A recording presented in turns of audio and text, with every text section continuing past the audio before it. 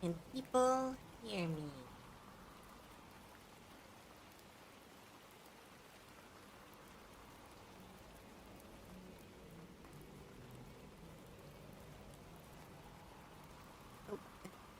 Oh, but quiet.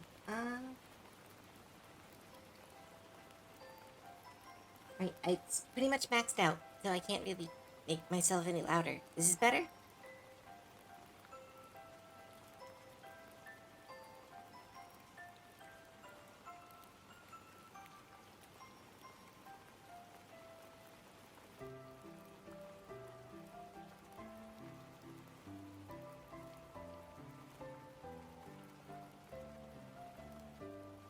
Trying something. Wait, the art screen bigger.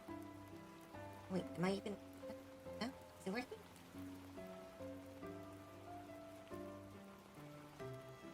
Okay, it is weird.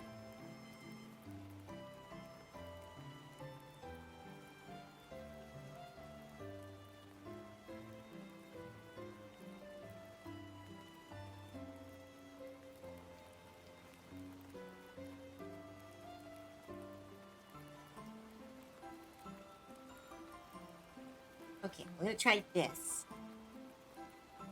Trying to make the screen bigger. Okay, hello everybody! I am so sorry for the technical difficulties. Hello, my name is Cove, part-time streamer, full-time artist, and welcome to the resort. I'm big. I'll make myself a bit. No. Please.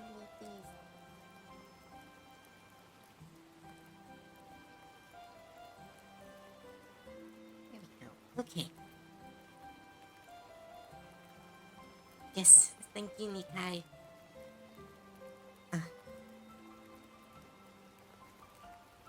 Sorry, everybody, I'm a bit under the weather, and well, OBS decided to delete a lot of my presets. So, I am here now, though. Hi! I would like to thank, first, I would like to thank, let's do this in order.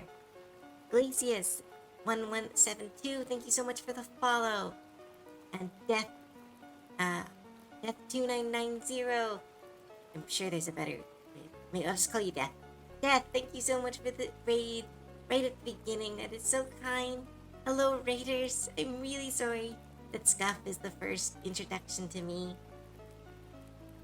But like I said, my name is Cove.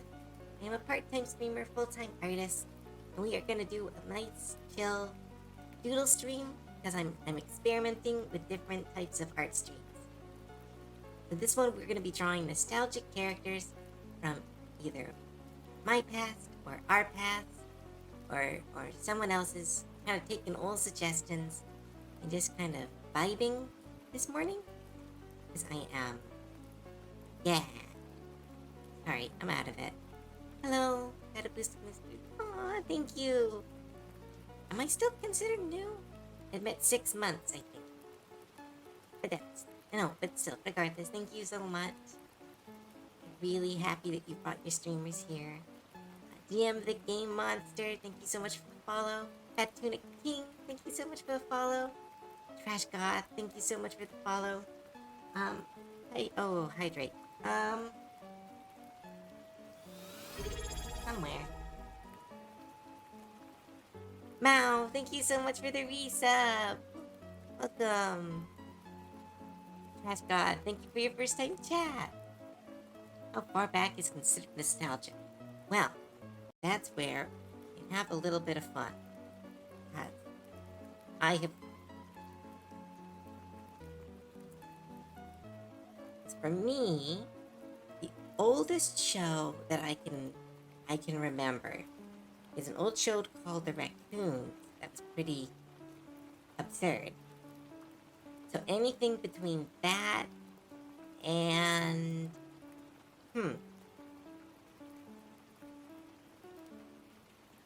what's the most recent? Trying to think what counts. I guess maybe up to Avatar. So as late as the Raccoons and maybe a little bit later if we're doing classic cartoons. And as early as Avatar, The Last Airbender. Let's try to keep it in that range, but taking all suggestions. What country did that air in? The raccoons? I have no idea. It was at a video store I used to go to as a kid, and it is an ugly cartoon. It's one of the oldest ones I remember.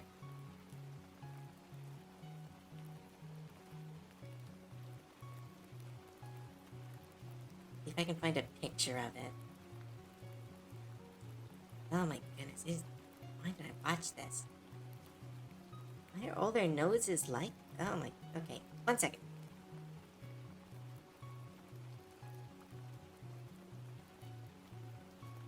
I swear, this feels like a Christian cartoon, but I swear it wasn't.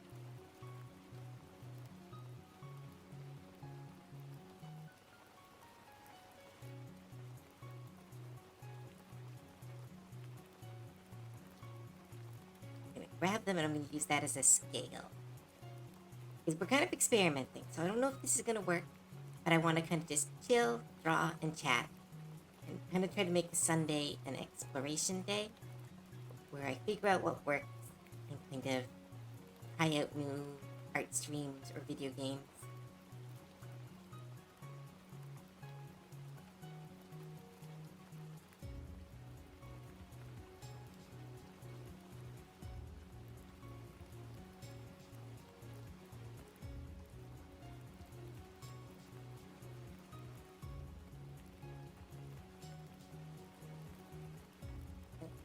What is wrong with my computer today?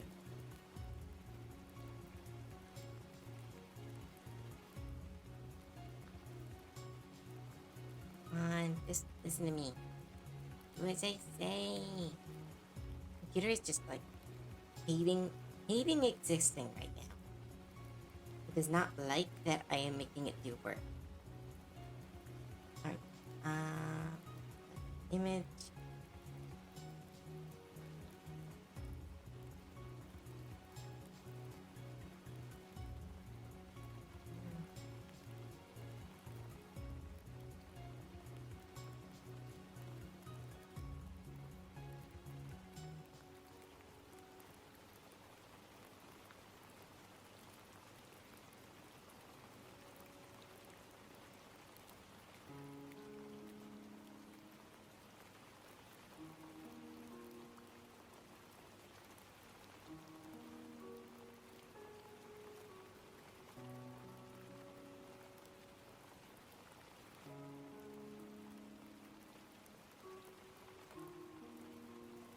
It just, oh my goodness.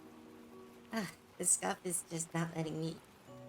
Okay, that took way harder than it should have. But this is the scale for me as far as nostalgia. So anything within this area, we can play in this space. I can't stay long. I've got to make supper, but I hope. Aw, thank you so much, Glacius. Thank you for stopping by. Have a good dinner. Oh God, I think I've seen. Yes, the raccoons. I don't know what this show was. I don't know what those pink things are supposed to be. I think they're anteaters, which doesn't make any sense because I don't think anteaters and raccoons live at all in the same environment. Yeah, this is the oldest show that I can remember. I remember it was one of those things that I, as a kid, would rent from a video store, and I have no idea why. I don't remember anything about it, but it is the oldest show that, like, for me, kind of clicked a little bit of nostalgia. Stretch.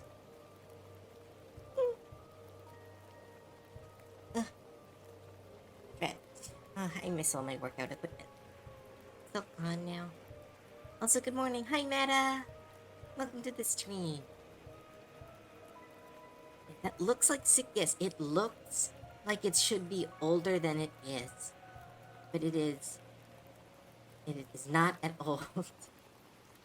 Thanks, Glacier. But yeah, so we're gonna aim for anything between these two, well, not extremes. So, got a suggestion? We're just gonna chat, talk, and figure this out.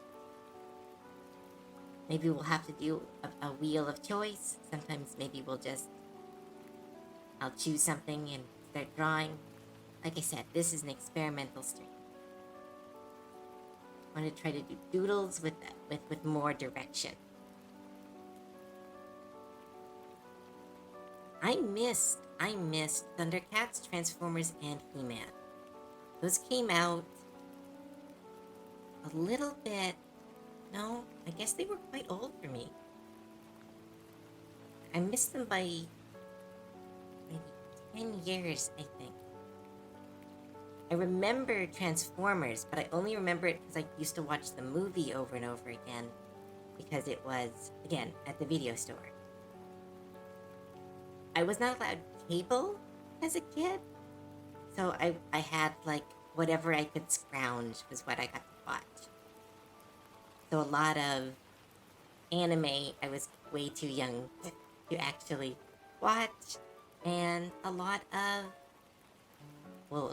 Christian stuff, like Bible Man and Oz and Tales, Adventures in Odyssey. But those things are like super obscure.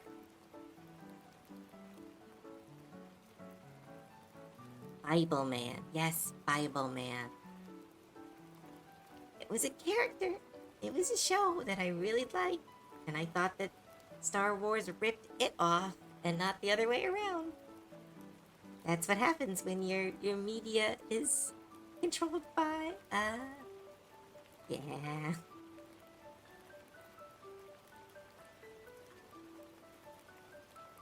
Wait, did Weird Al make a song just for the movie? I thought it was just they used a song from Weird Al in the movie. What about the Little Troll Prince? It sounds familiar.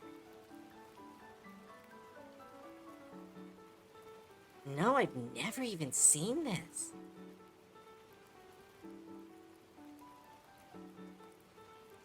But I think I have seen it. That's the thing. Like, this is activating something in my brain where I'm like, I have seen this somewhere. Like, no idea where.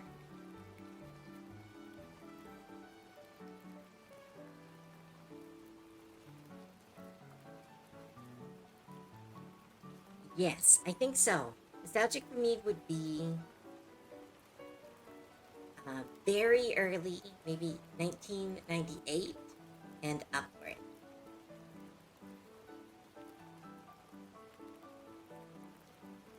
Gosh, I had similar no cable, a lot of Christian stuff. Like, here's the thing about the Christian stuff. Some of it legitimately was pretty great. Like, VeggieTales, if anyone remembers that, absolutely incredible. But then you also had stuff that was like, what am I watching? What is this? Who made this?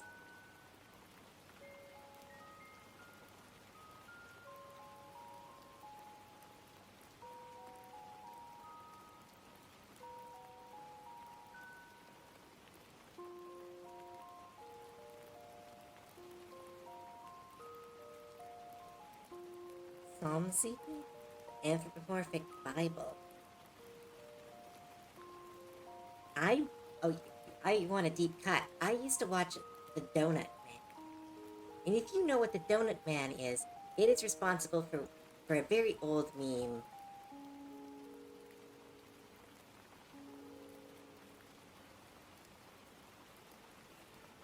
Let's see if I can find it.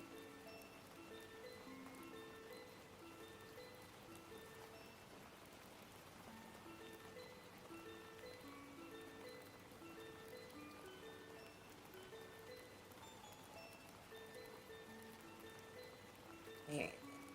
Here.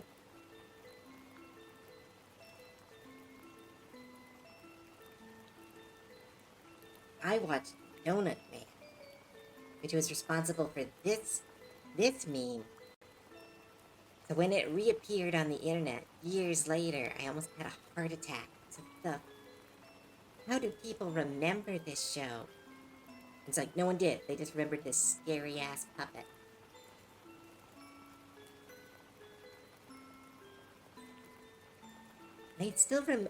I could probably sing the opening lines to the song that this little monster sung. That's how deeply programmed all this religious stuff was.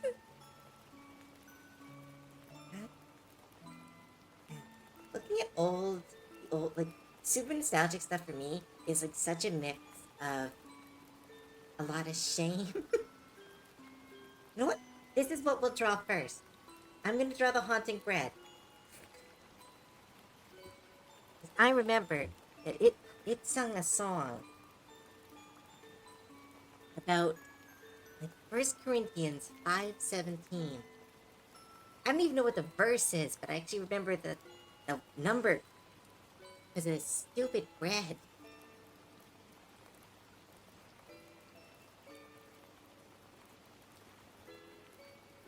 Eureka's Castle. No, I have never heard of that.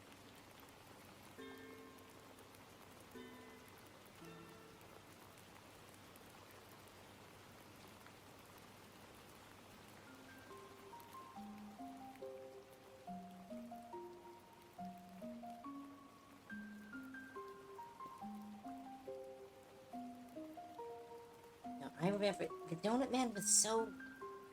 I don't. Okay, I don't know. People. I don't know. If this is interesting. I will keep talking about it. It was a weird one. It was like some guy in the basement of his church recording this thing with a bunch of puppets.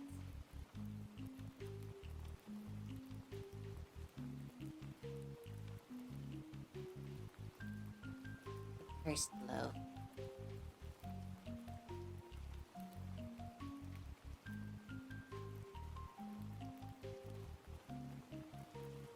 I can definitely drop that stuff in the server. Yeah, I don't know if I can play it here. I mean, there's no way that Donut Man is still copyrighted, right? Like that can't be. There can't be some diehard Donut Man fans.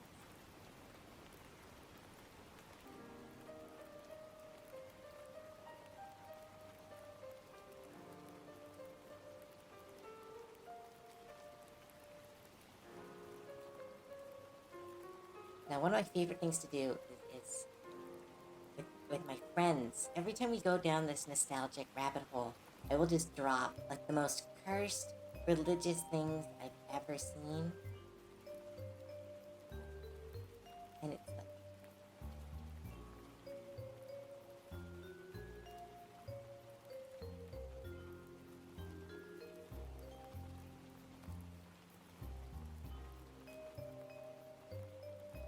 oh, wait, that's what you're asking. Do that. Yes, oh, definitely, you can do that if that's how you want to suggest.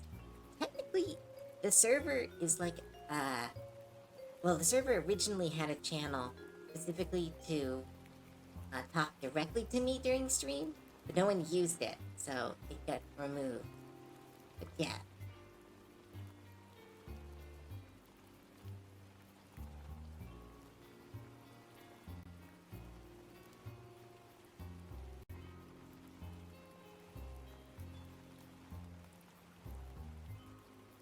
It's not? How is it not in the public domain? What church is holding on to the copyright for fight for Donut Man? Trying to make this thing looking as haunting as possible.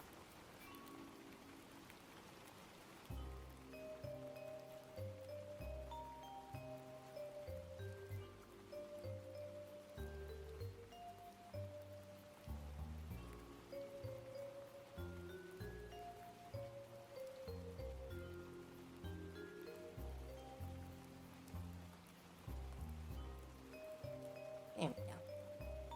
That's our first doodle.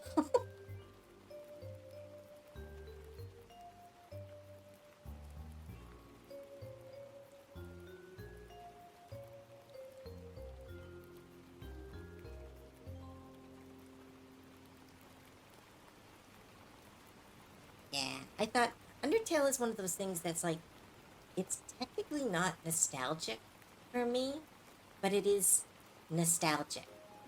It is really good at reclaiming that energy that we had when we were younger.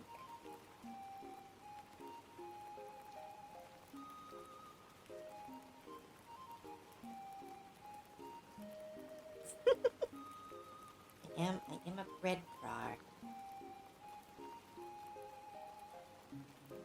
I think that's, oh my goodness. It's like the magic music machine. Oh my goodness, does anyone remember the magic music machine? Holy, that just unlocked a core memory.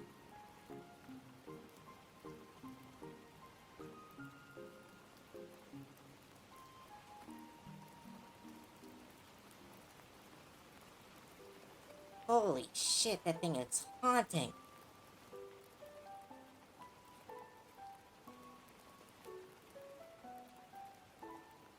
Oh my goodness, the kids look horrific.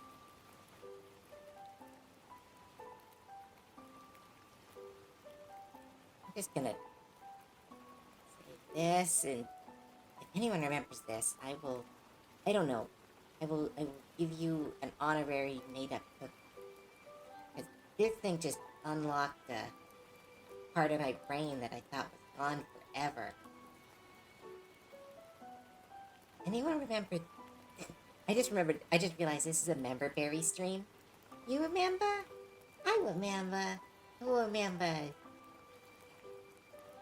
Anyone remember this monstrosity?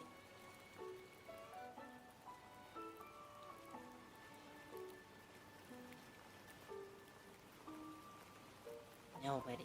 This is my cursed bear. How do I remember a song from it? Have patience, have patience. There's no need to worry. God damn it. It's in my brain.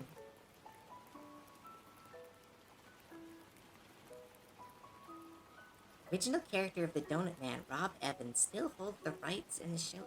That's insane. That's crazy. He must have made that show for like $50 in his church's basement. I remember. You remember? This this thing is haunting me. I need to no go away. It needs to go away. This is me right now. The bread is me.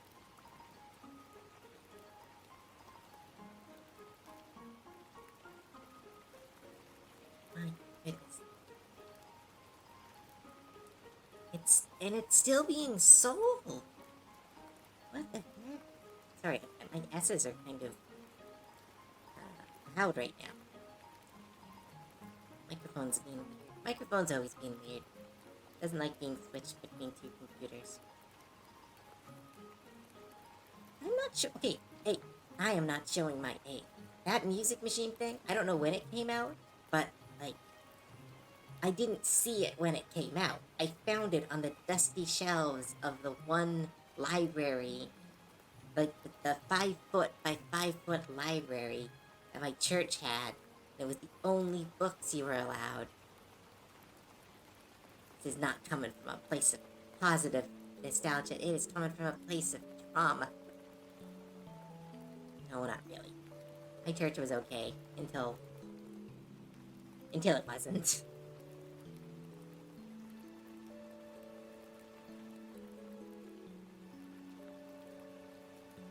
Looks like a clone of a clone of a clone of Yellow Sun.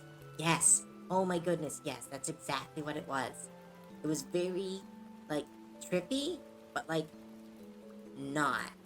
Like, it tried to be trippy, but it was also very cheap, so it couldn't really do anything trippy. They just had a lot of vibrant colors next to each other, and it didn't really work together.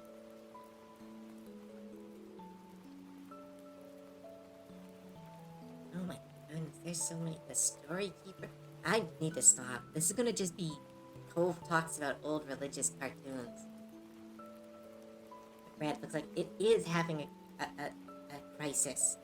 It is a crisis of faith. We're talking about shows that I knew.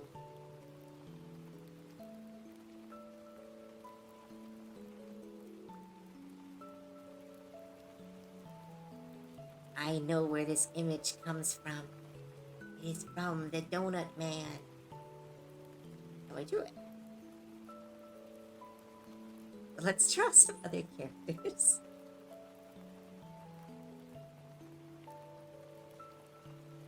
Let's take the suggestion. What's a character that's like tied to a nice core memory? Something like first time you got up early to watch a show. I know what show that was for me. But I want to hear about your wake up early, sneak downstairs kind of show was.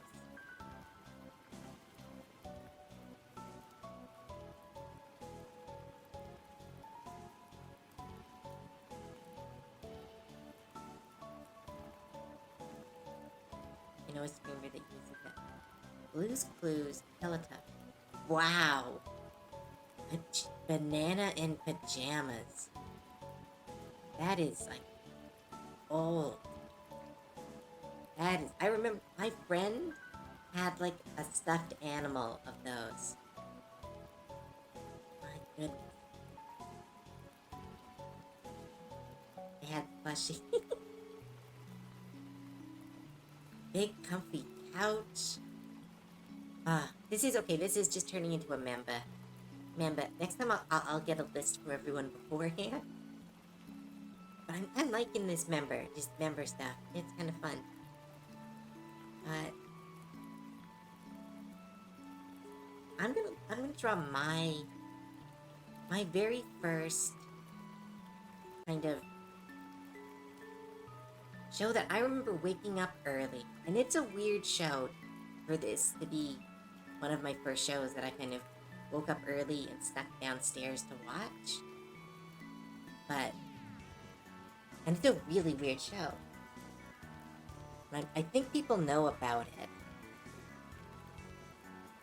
because it is one of those cartoons that kind of stuck in the public consciousness for like ever.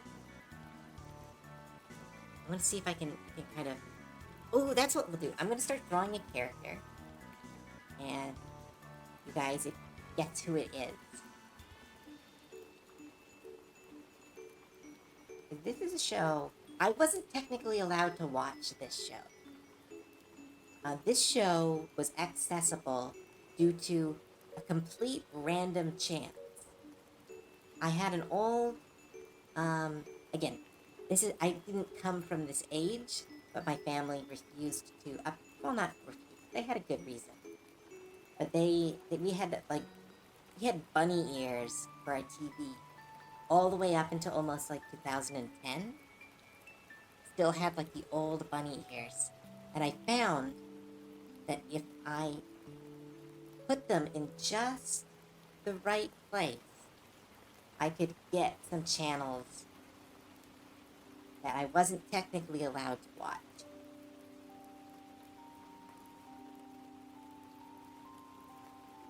I know they did a remake of this show relatively recent.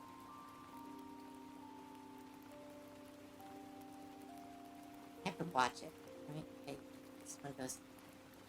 But yeah, I wasn't technically allowed to watch this, so it was very taboo, even though it's not really a taboo show. Mao got it. I didn't even need to finish drawing his face. Yes, it was the tick of all shows.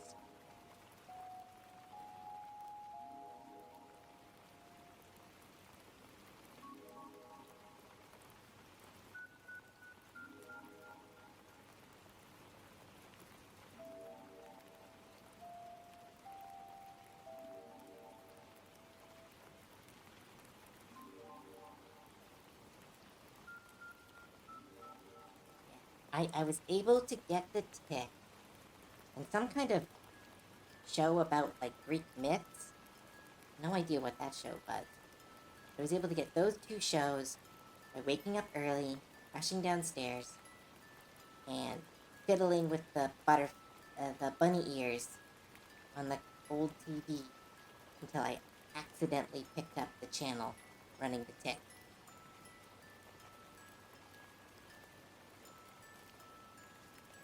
I used to feel so bad for Arthur. Yeah. I've heard that the Tick remake is quite fun.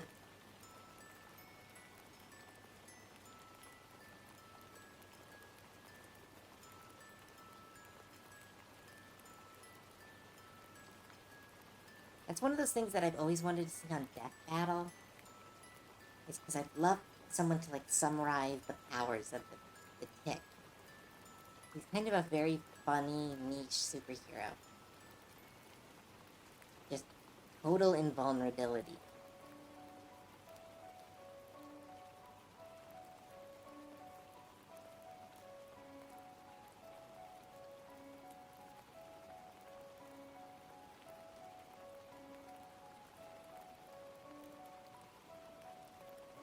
Anyway, gotta go. Wait, bye, Piper.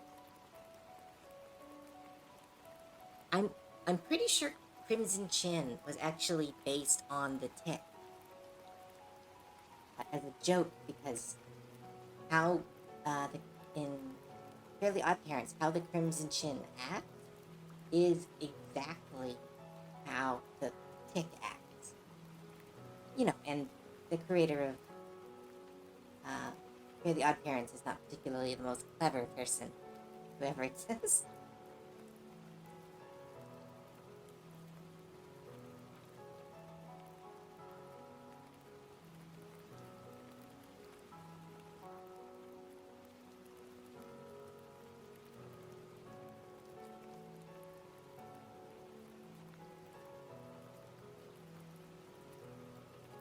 My favorite shows in that era of DuckTales. Ooh, speaking of DuckTales.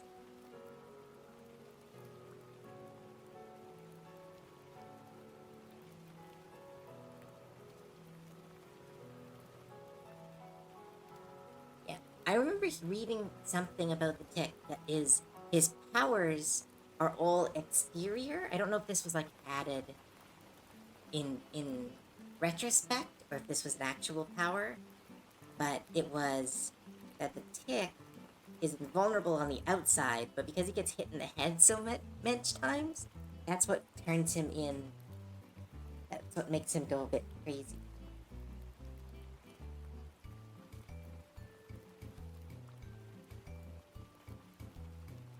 But yeah, speaking of, oh my goodness, let's see if I can actually draw this. I haven't drawn anything in this style since school.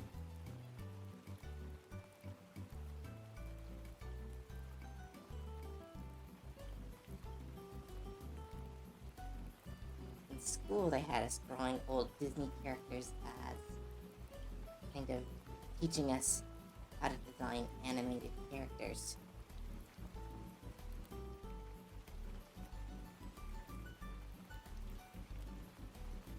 If anyone can get this one, I think this one's easier to get than the Tick. Especially since I kind of give a huge hint. Hi, Selfie! We're drawing nostalgic characters. Joe Post got it first, but so did Trash Goth. Yes, it is Darkwing Duck. That was another one that I was able to find due to the wonder of video stores. I know they brought him back for the new show, which I have to say, absolutely great remake. But they didn't give him his own show, which was a bit of an unfortunate.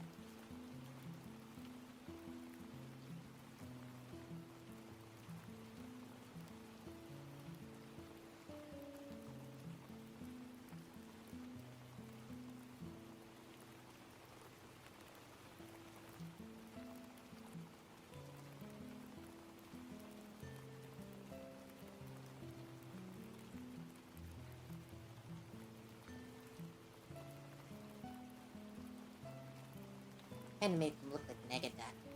But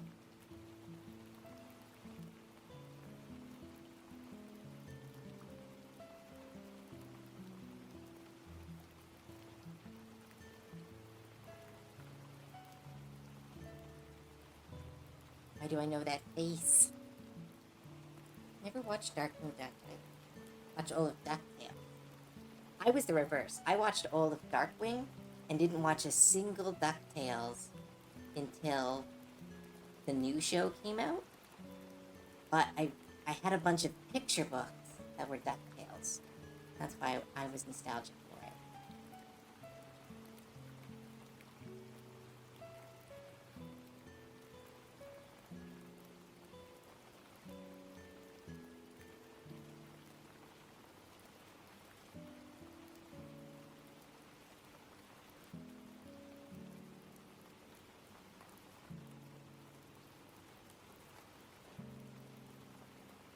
DuckTales. Woo. Oh my goodness, I'm so bad at drawing old cartoon style. My style is all-consuming. It deleted my abilities to draw other characters.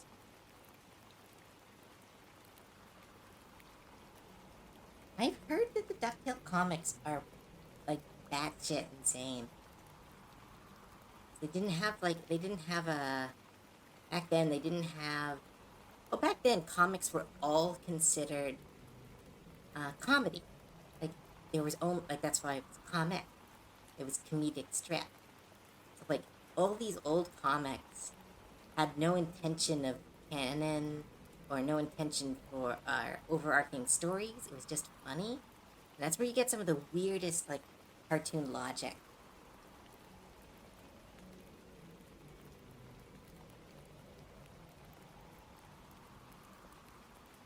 Made his chin maybe a little bit too big.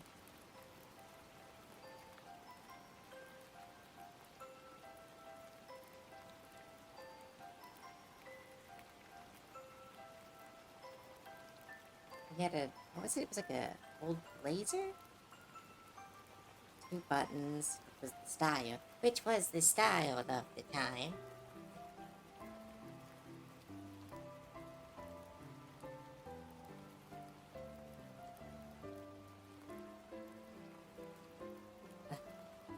Yeah, that is the dream, Mikai. Have a little pocket dimension where you can just go and hide and watch a bunch of old cartoons.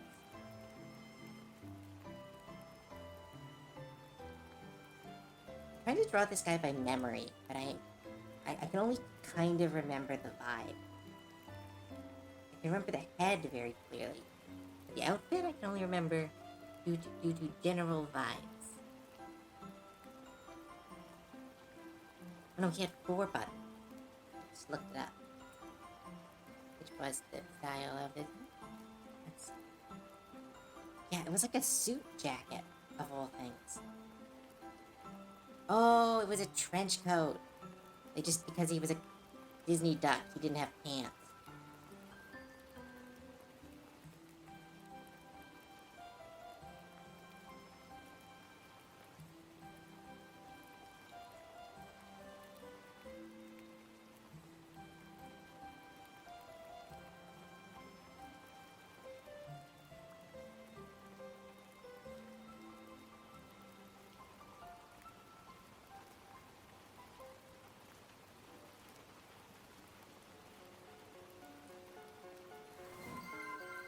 That Drew's head is huge.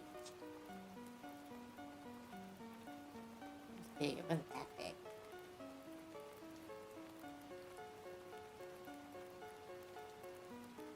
Ramhead, thank you so much for the follow. Welcome to the stream.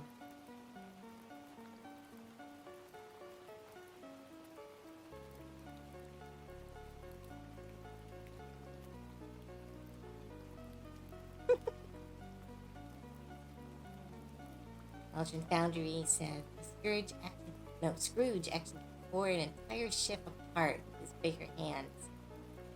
The villain insulted his letter from home. Yeah, I like in the new DuckTales they put out recently. They actually make a lot of that stuff from the comics canon, but just imply that Scrooge is currently too old to do it now. As it's like he was this incredibly powerful, incredibly skilled person. It just been so long, and now he's getting back in the game. I thought was a really nice touch.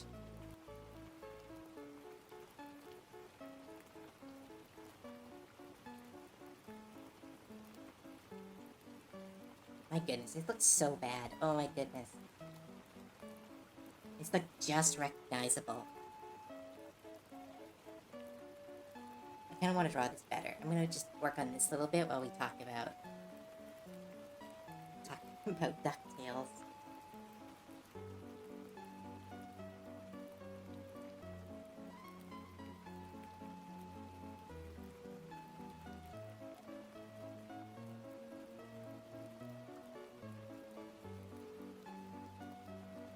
Pew, pew, pew.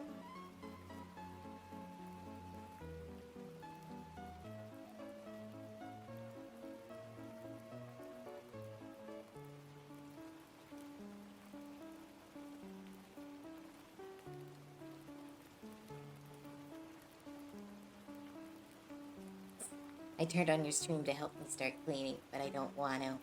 Oh, too bad. You gotta clean. I mean, you don't. It's your place now. You don't get to do whatever you want. That is your power.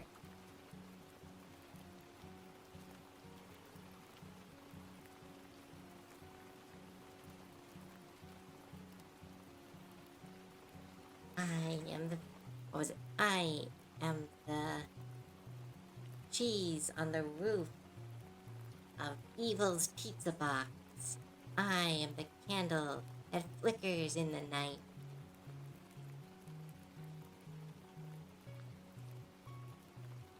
Is that the Crimson? No, that is the Tick.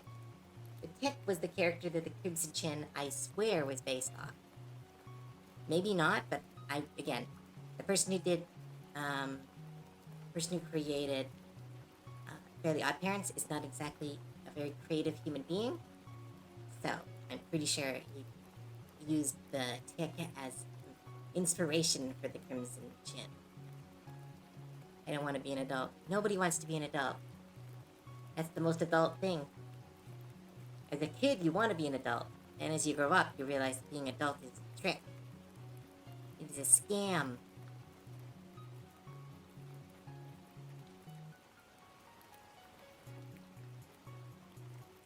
Let's just do a classic arms on hips.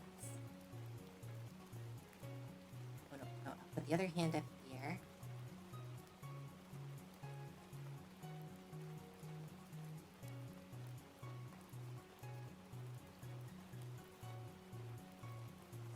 Oh, this is a cool example to show you how they used to design old cartoon characters. It's because everything was hand-drawn.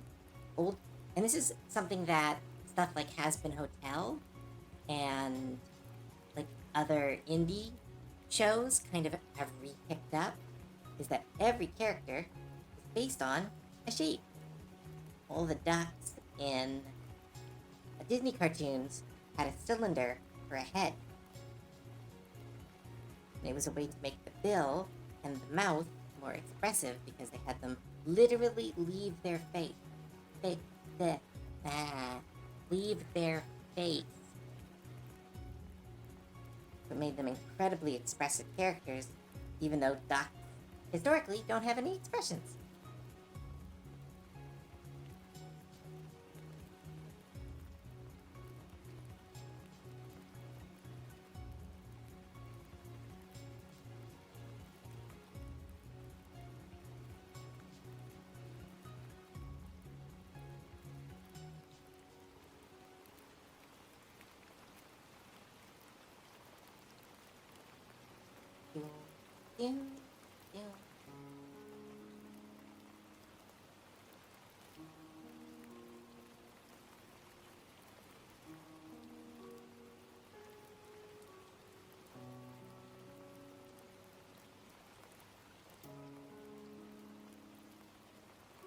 I never wanted to be an adult. I wasn't part of the kids who wanted to be so bad. I was like, guys, we play video games and cops and robbers. Why do you want to get older? And kids wanted to be real cops until they realized that was just a horrible option, or it became their option. And And then they usually turned out to either be horrible people or genuinely nice people, but usually nothing in between. I know that the one person I knew who wanted to be a cop pulled a knife at me at one point because I made a joke about them. And I think he went through with that. Hence my, again, it's like one person. It's hardly fair. But I'm like, I don't know. It takes a certain kind of person who wants to be in charge of everybody. The people who want to be in charge of everybody are never the people who should be in charge of everybody.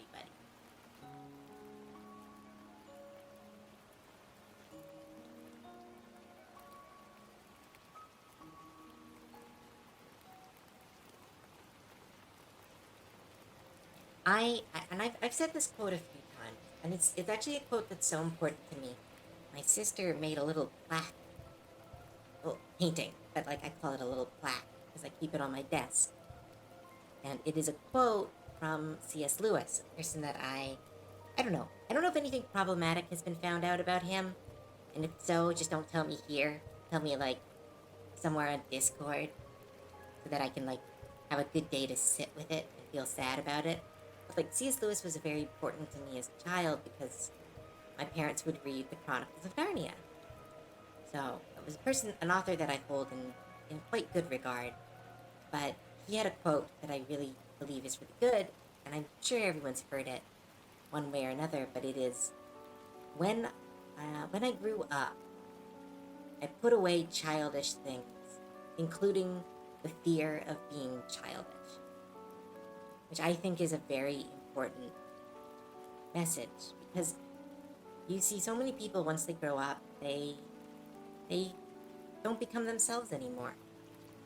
They let, I don't know, they let life and work, relationships, and all this stuff come in the way of them being who they really want to be. And I know that not everyone can just do whatever they want, but there are people who hide what they want, people that feel so much shame because what they want is a little bit childish, or what they want is a bit odd or not easy to explain. And I think that's the kind of the tragedy of growing up, is that you become ashamed of who you are. And it's like you don't need to do that. That's a trick. We are told very young that we need to hate who we were. Maybe not hate, but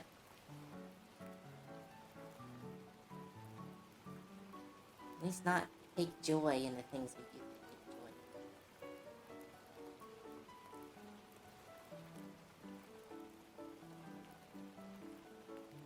in. And you get people who are so repressed, or so intent on being perceived as this powerful male or perfect female, and they just turn into, I don't want to say worker drones because that sounds so dismissive, but like they lose themselves. They lose what made them them. I've always looked up to animators because they're one of those people who turn, or who are famous for turning what they love as children into what they get to do in the future. You talk to any animator and they will tell you what inspired their stories, and it's so rarely, oh, I was at the office one day, or oh yeah, I read a good philosophy textbook. It's like, no, I remember an old show from my childhood. I remember an old book series that is long forgotten. Adults are just kids pretending to be adults. Yeah, exactly. There is this, I don't know. I don't feel like saying that it would fix everything is kind of silly. Like nothing will fix everything. But it's like, if people would just let themselves enjoy things, I think people would be a lot happier.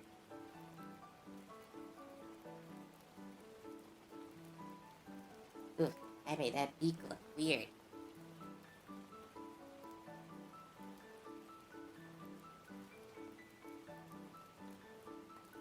a huge Lewis Carroll fan. I know the horror of finding out here. Oh, yeah.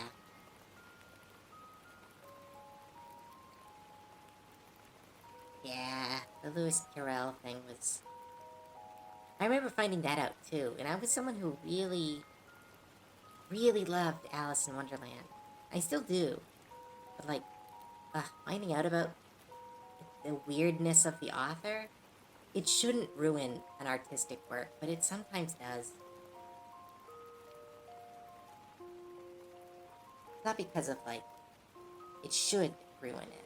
It just, I know.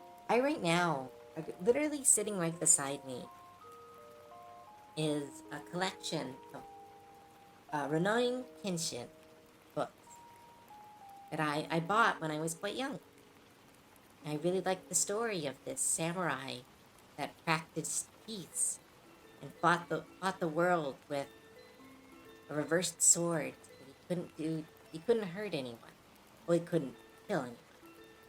I love that concept. I love that idea. But I found out about the author relatively recently, and I can't enjoy the books anymore. That's why one of the things, and again, it shouldn't be on authors to protect their works. I feel it's so sad when an author ruins their own legacy like that because they needed to be mad at someone, or they needed to do something horrific, make themselves happy. I don't know. So many people would die for a chance to like have a story that reaches that many people. And it's like, I don't know, maybe it's like a little bit of anger, but it's like, how do you give up that? How do you throw that away just so you can do some horrible acts or get mad at people? I would just love to be able to inspire. I don't know if it'll ever happen, but I don't know. I want to try.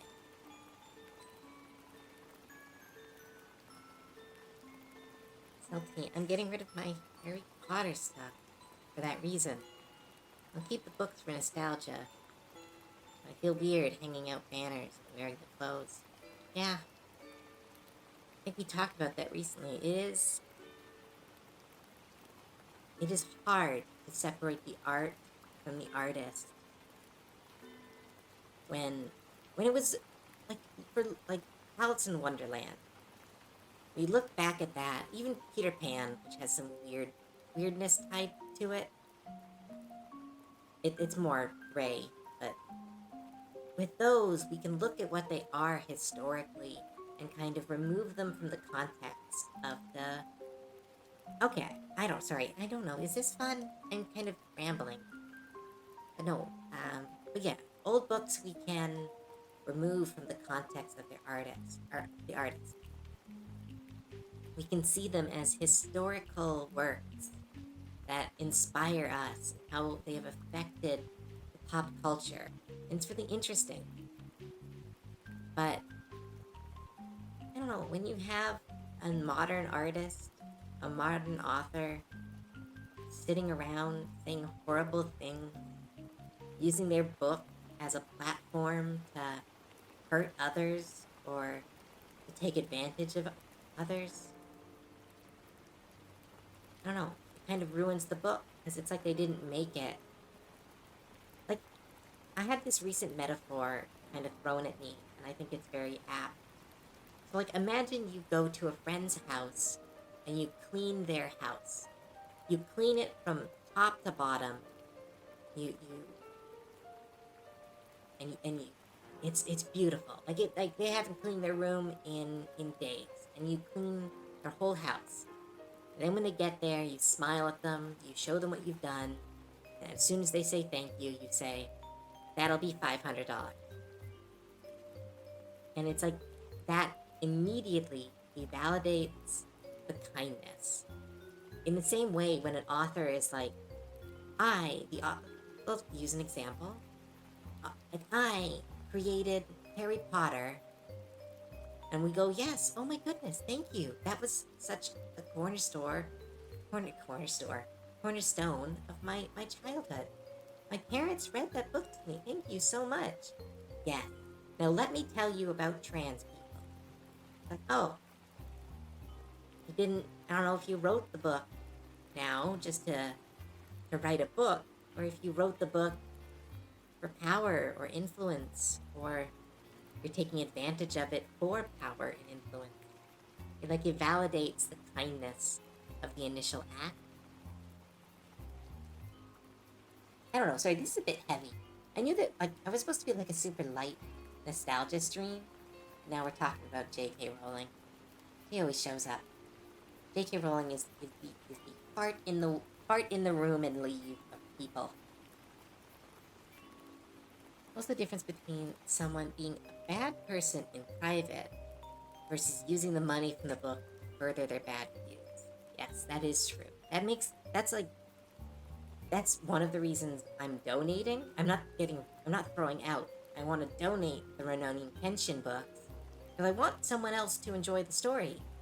I just don't want him to have any money, and if I give it to a library, well, maybe someone will not give him more money. I'm feeling like a mom watching her daughter come home with a problematic kid.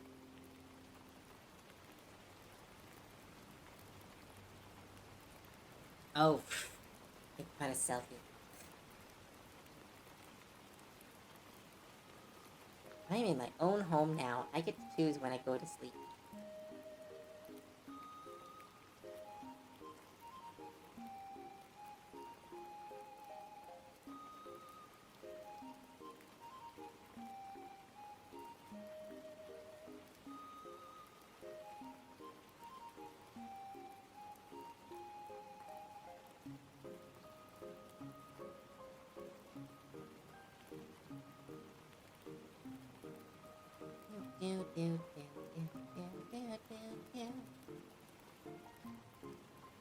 A Chad Street. And I woke up at 8. So there. I was early today. I was absolutely early today. It's because OBS forgot that my art program existed.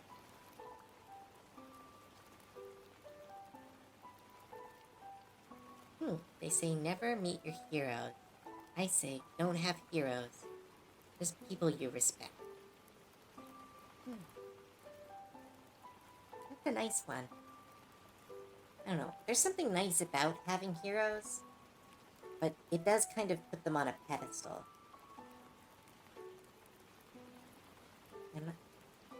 I don't know. Part of me likes putting people on pedestals because it is, I don't know. It feels like that means there's a really positive force out in the world. But yeah, it's almost better to, no, not almost better. It is better to put fictional characters on pedestals than people. Because people can let you down. But I don't know. There is a reason that Superman and Aang and Darkwing Duck are characters that live on in people's minds. And I don't know. I think it's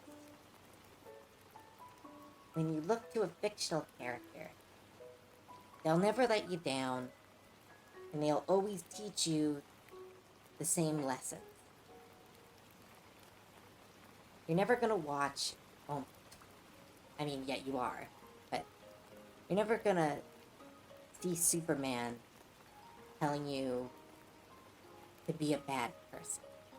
You're never gonna watch something like Darkwing and not want justice, even if it's a comedic show. Darkwing is more about family than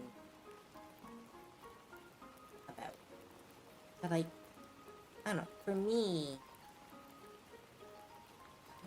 there was a character, ad break, dang it, wish it gave me a little little notification in the corner of my screen.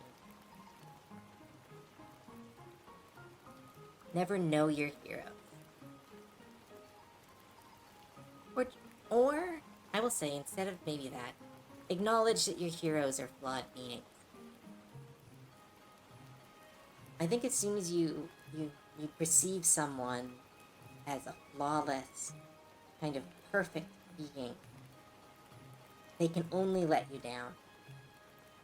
I know that for a fact.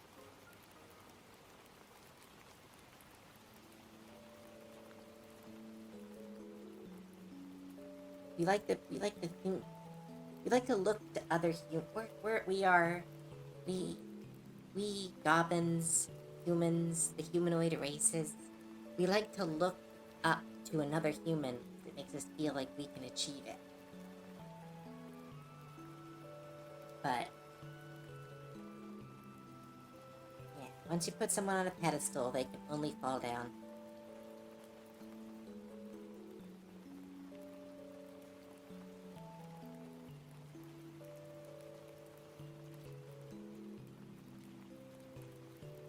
So much for the fun nostalgia stream.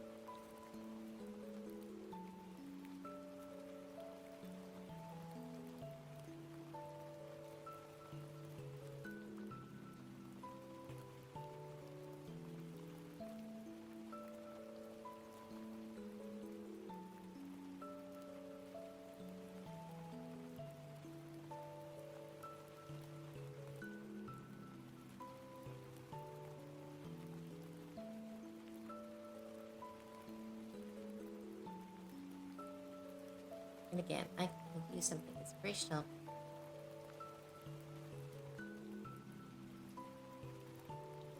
Wait, I call you something.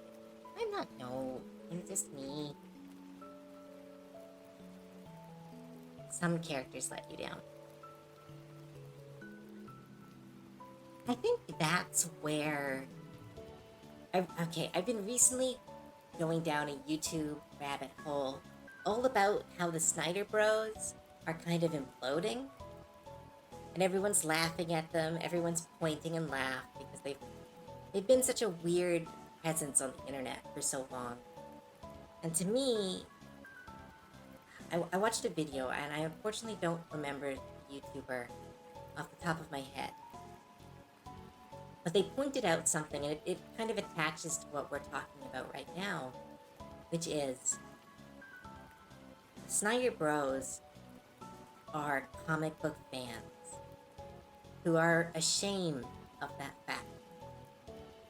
They don't like admitting that one of their favorite characters is this goofy, blue, maybe some would say not very masculine character.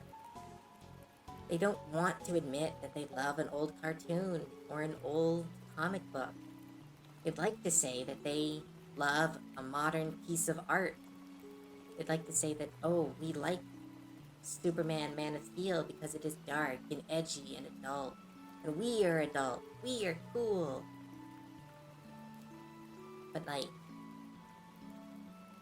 that's because they're ashamed. And Pied Pipers. Yeah, we went on a... Sorry, I don't know. No, now I'm self-conscious.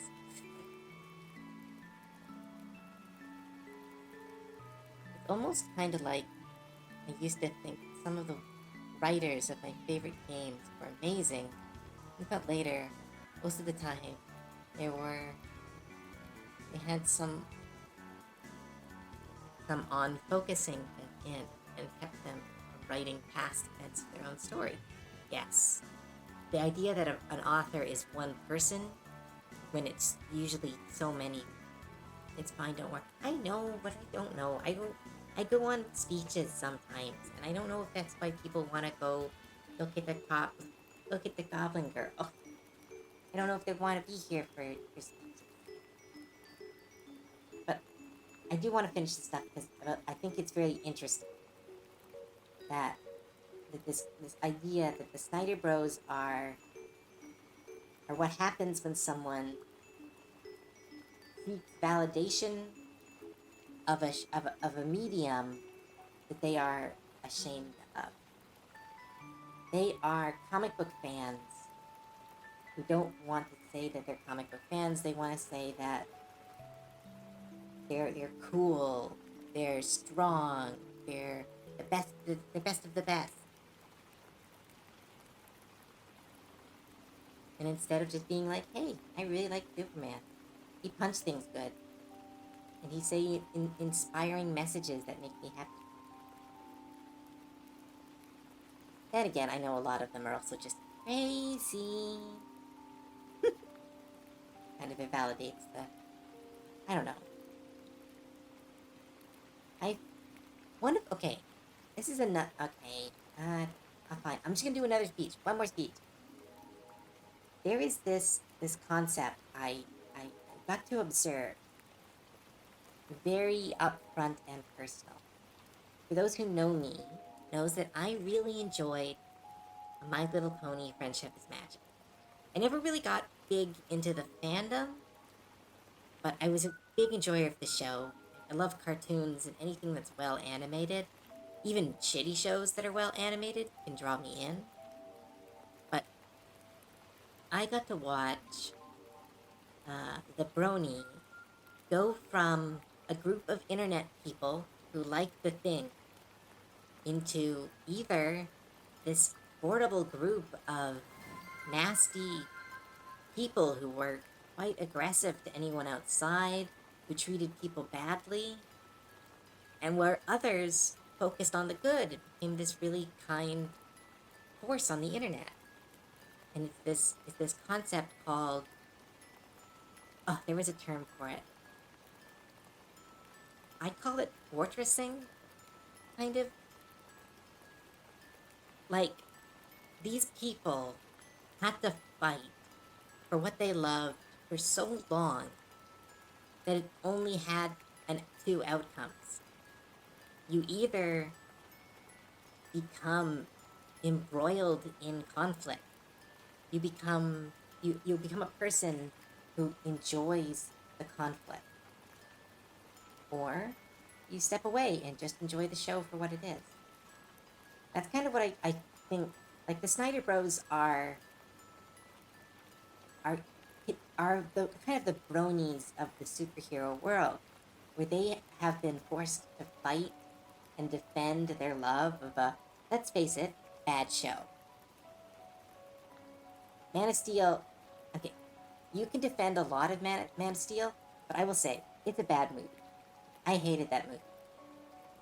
But they have been defending it for so long, and they're losing. And if you lose, you're under siege, and you're losing. You only have two options. You double down, or you go crazy. And I think that's, like we were saying, that it's best sometimes, in a way, a fictional character will never let you down. But we as people can sometimes let down that fictional character. You see people talking about how great Superman is, and how important Superman is, and then get mad when he is a kind person. And it kind of shows you that, kind of adds to what we were talking about before, where people are flawed. You have to remember that before you put them on a pedestal. And sometimes the one putting the thing on the pedestal are also flawed. Okay, it's the music. I swear it's the music. I don't go on these speeches. It's the soft, happy music of Undertale's making me need. I have to. No, man. You say it's fine, but you're the only one saying it's fine. I stopped being a fan of FIM. Oh, Friendship is Magic. And those three.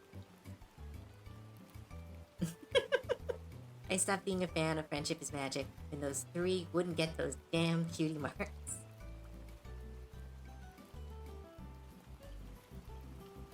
I must follow you for years. I finally get to hear you. That's hear you talk. I know. I just never like feeling like I'm... When I was younger, I had a problem where I talked a lot, or I didn't talk at all. And some people didn't like that, so I'm a little bit self-conscious when I go on little tangents.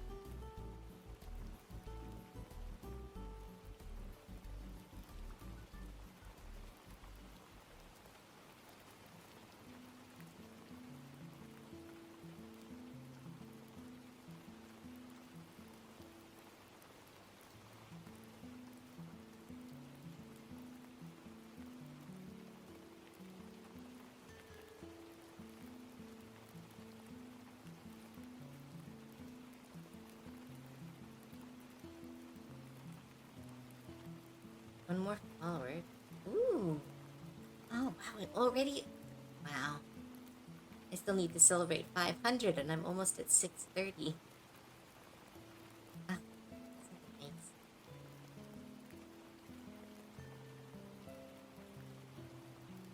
Can't believe it's been like 6 years or more that I know you. Right? Time has gone so weird. And I think the pandemic truly messed up everyone's sense of time, because my time scale is off. Because it feels like I've been... I left my old place quite a while ago, but it still only feels like I've been gone for a year. And I'm in my new place for only a week, and it feels like I've been here a month. We love hearing you ramble. You can yap. Oh, thank you. I am very... That actually makes me really happy. Thank you. We wouldn't be here if we didn't want to hear you ramble. I mean... There are other reasons to be here, like boing boing, look how cute I am.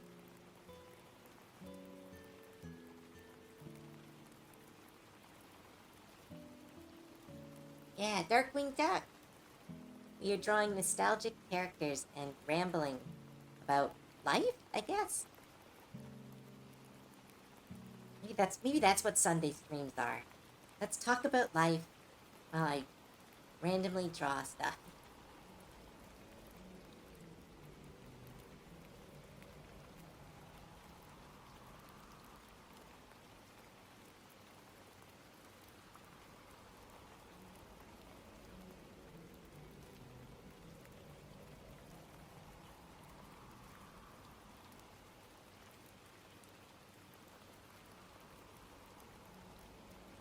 Oh, shrimp check. And save my work. Thank you.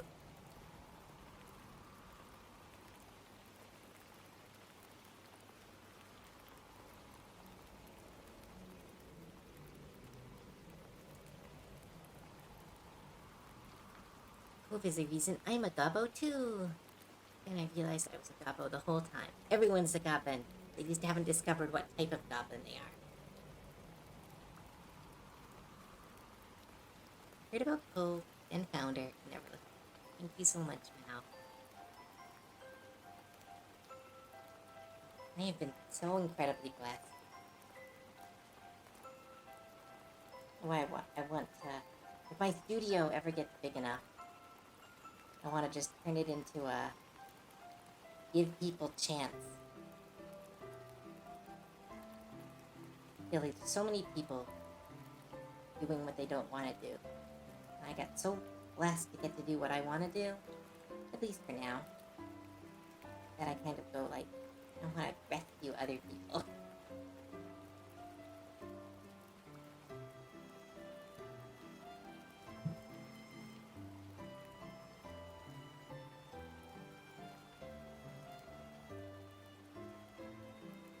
You didn't read mine. Yeah, there's a lot of people talking. I know before we started being friends, she's the reason I am a goblin. Look at us now. No, not ignored. I can only see so many. I hope I can do that also. Yeah. There's that's what I'm like, as sucks what happened to, like, Iron Mouse. Kind of seeing creators take over the space that used to be where managers and agencies are, I think is the right direction for art. I think there is something that's lost when art becomes purely financial, and I even find it happening to me sometimes. Because this is my job, there is sometimes where I'm like, well, I need to do this piece, I need to do this piece,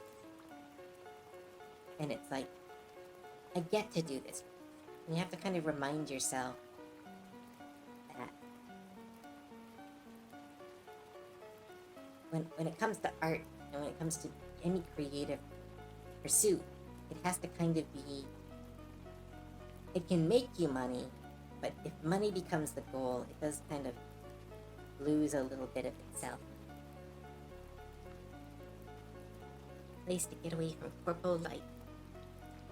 I'm working on a new Gobbo OC. Oh yay! Asked a friend to sketch up what she thought. A gabold. Oh, Kobold Goblin. Might look like. Other friend was inspired to get better at drawing. Oh, that's see, when you reach out to other art, that's something AI can never do. Is reach out to another artist and work together to make something brand new.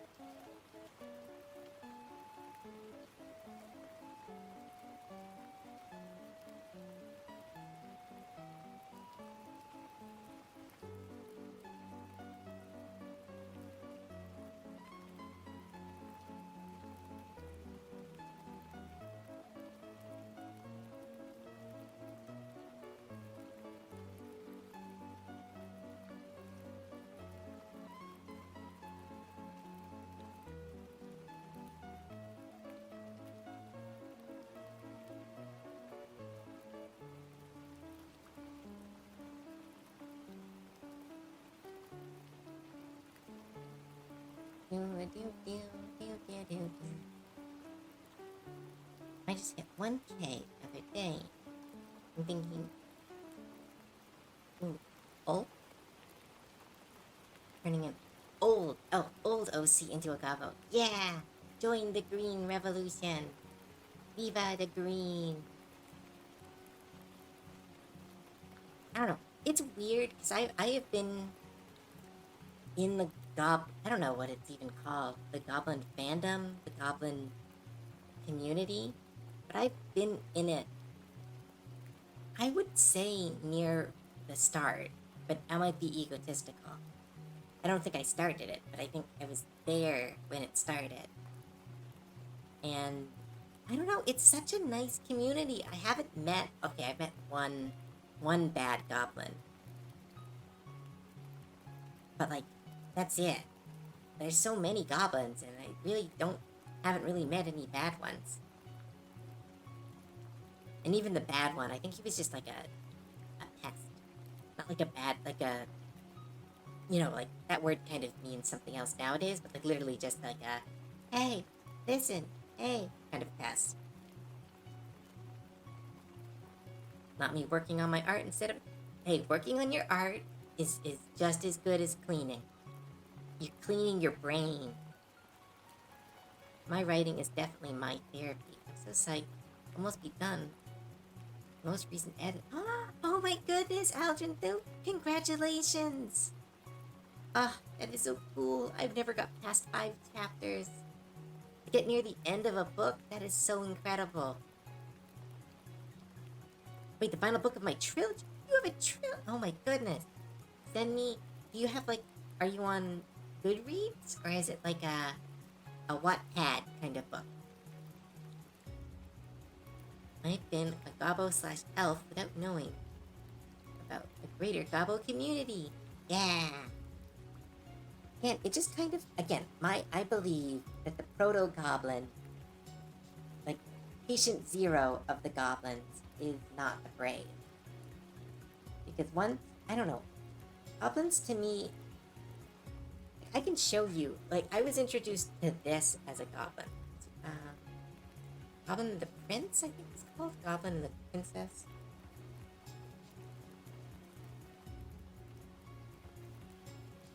Oh my goodness, wow. Guessed it. Oh, wow, that is it. Wow, that was ugly as hell. In a kind of charming way. But, like, yeah, like, I was introduced to goblins as a pretty nasty, gross, horrific kind of creature. And it's kind of just evolved from there into a, I don't know, it's almost like cat philosophy. It's kind of how I see goblins. It's like, hey, there's a lot of stressors and weirdness in this world. So why not become goblin? It's like, why not escape and just turn into a little, it's kind of like embracing selfishness in a positive way. I don't know. It's because, like, the whole trope of a goblin is that they're greedy, kind of, they take things, they're underfoot, they're all around. But, like, I don't know, to me, goblins have become this kind of philosophy of do what you need to do to be okay, and I don't know, get through this. Stuff is hard. Yeah, this was what introduced me to goblins as a kid. Let me say, very ugly film about child-eating goblins, which now like, that's just almost racist. It's bad. Soup attack number 1. Okay, thanks for your first time chat. I don't know what that means. I came to it from D&D and being afraid. Yeah. Gremlin mode. Yes, gremlin mode. There we go. That's what I was trying to think of. It is the embrace gremlin. Embrace craziness, weirdness, lewdness. Be who you want to be.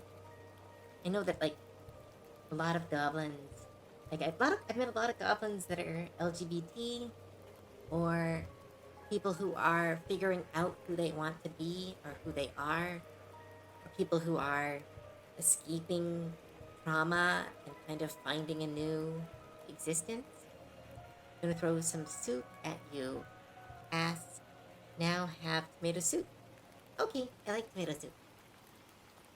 But yeah, that's, I don't know, that's kind of the, I don't know if it's I will not speak for the goblin community, but that's always how I've seen whole, like, the goblin community.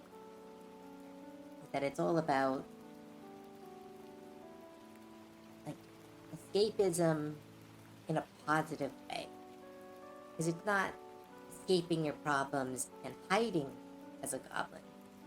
It's like escaping your problems and finding a new identity and a new person who is not weighed down by their problems.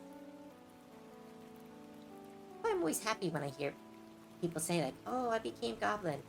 Because, like, to me, it means that they either are finding an identity that really makes them happy, or they are embracing this kind of do what you need to do. Goblins are more halfling than halflings. They are creatures of comfort and joy. Yeah, we love shiny rocks, and little treats, and fallen buttons, and loose shirts, and big hair, and big ears. Hard to forget that the batch-teeth goblins with two throats. What? Me, I'm one of those. I don't want to stop listening to you, but I also have to listen to crypt music.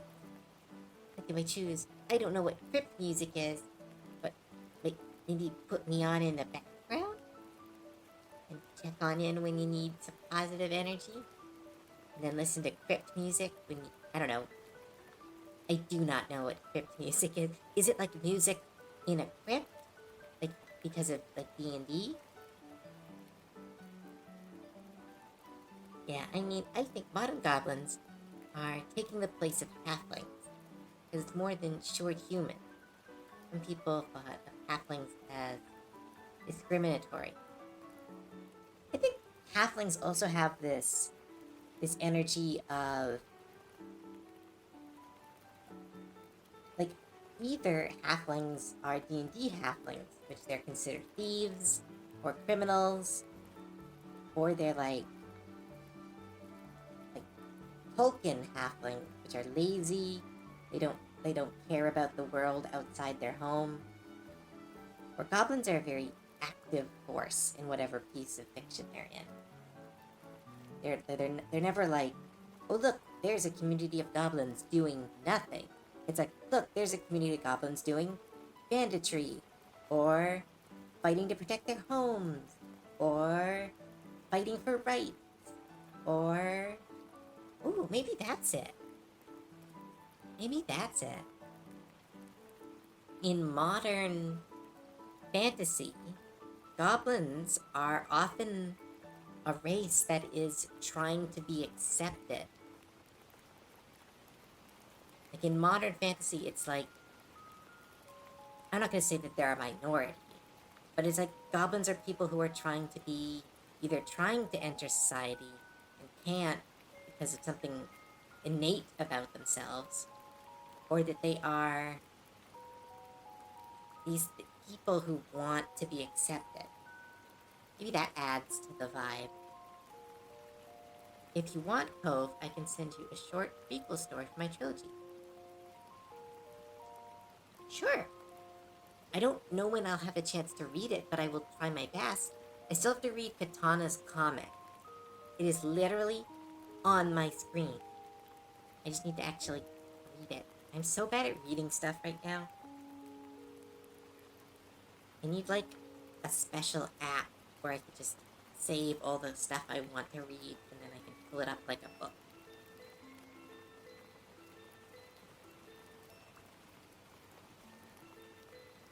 I'm afraid I must scooch.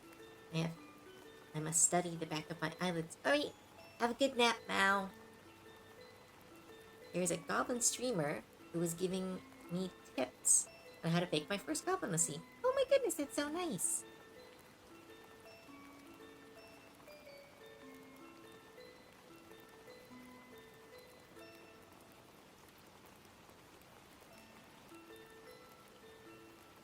To finish this drawing so we can start the next one.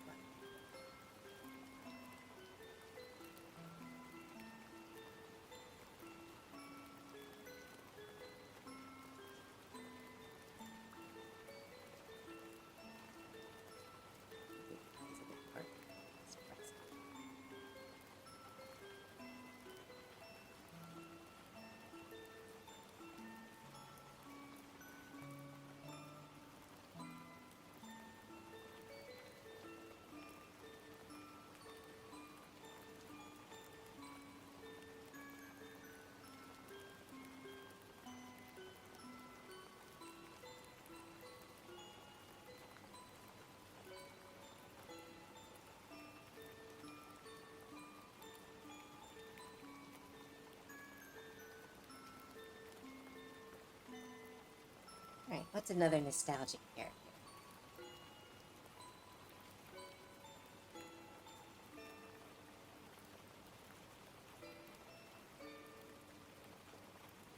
One of my most recent ideas I have seen about gobs trying to fit in with fantasy races is they struggle because they are inventive, but in their culture, Finish your tools, just drop them on the ground when they finish using them.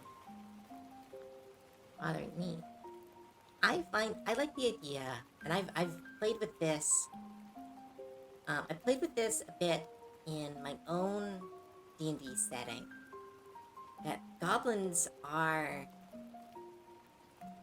what goblins value is alien to the common people. And that's where the disconnect happens, is that goblins have such a different culture that they just, without being given patience, just don't function in the modern air quote societies of the D&D world.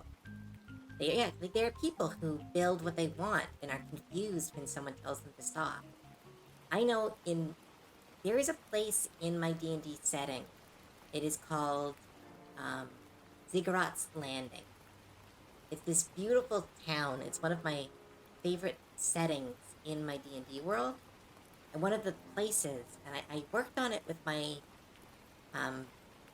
with an old ex-friend. But it is this place called Goblin Alley. And it is just filled with all these anachronisms. Like, one of the big things was that, like, goblins dig. We like making burrows. We like making homes. And so a lot of the burrows are underground. And they're technically not allowed to do that. So a lot of them get arrested. And it's not because they're doing anything bad. It's just because they don't understand that you can't dig into the sewer line. You can't set up camp in an abandoned shop. You can't, you can't start a fight over some meat without it being like, call the guards. Where goblins are just figuring out what they need to do. Yeah. Rainbow Bright. I have no concept of what Rainbow Bright is, except for one short on Robot Chicken. Was it a show or was it a doll?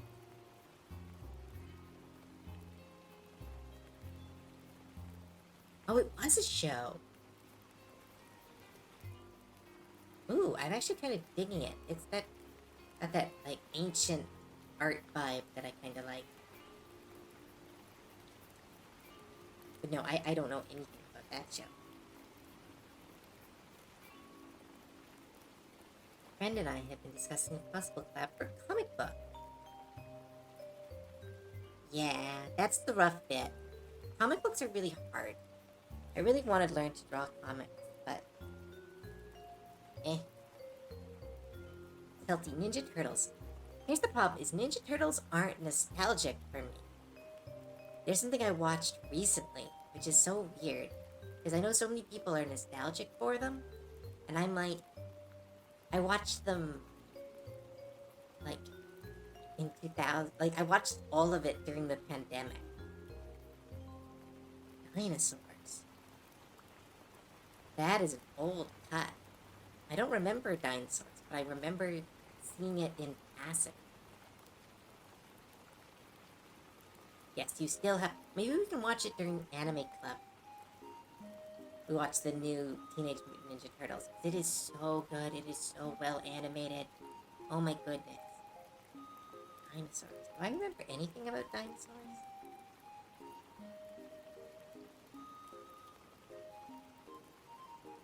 Oh, wow. These are really good puppets. No, okay, I have no memory of this show. Wow, was this a Jim Henson? It looks like a Jim Henson. Yeah, it was a Jim Henson. Wow, those are some amazing puppet suits. How did they get the eyes so expressive?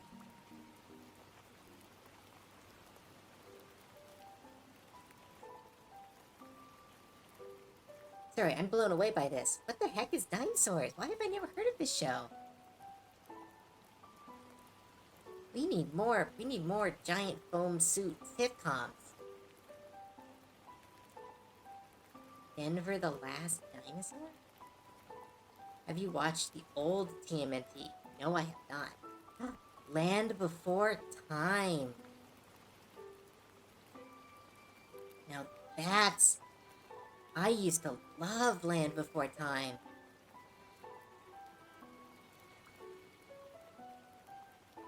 I don't really want to draw them, though. It's hard... I don't remember who was my favorite. I don't remember if I can remember who my favorite character was.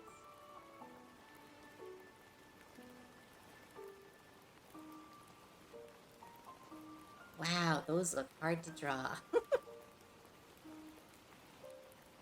Don Bluth films were amazing. They are making a new Land Before Time? That's fine. They've remade that show and made sequels to it. There's 15 sequels last time I checked. So no, that to me, that it's always been a show that they're gonna milk until it ceases to exist. We can all accept that the first Land Before Time was a genuine masterpiece of art. Everything that came after it is kind of money grabby. Bartok the Magnificent. Love Mamba. You doing some Mamba Berry? Wow. Wait, is that the bat from Fantasia? No, Anastasia. Why does he have his own movie? Why does he have his own movie?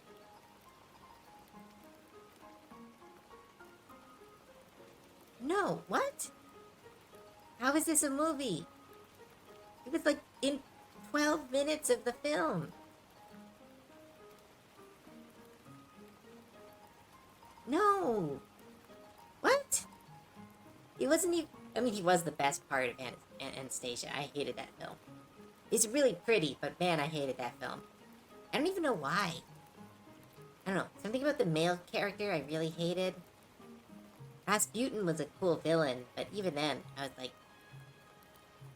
But... What? That's weird. That's weird. I don't like it. I don't know. It's fine that it exists, but ick.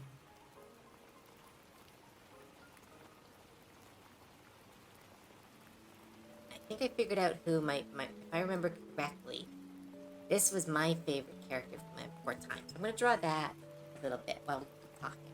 Because this should be a quick drawing.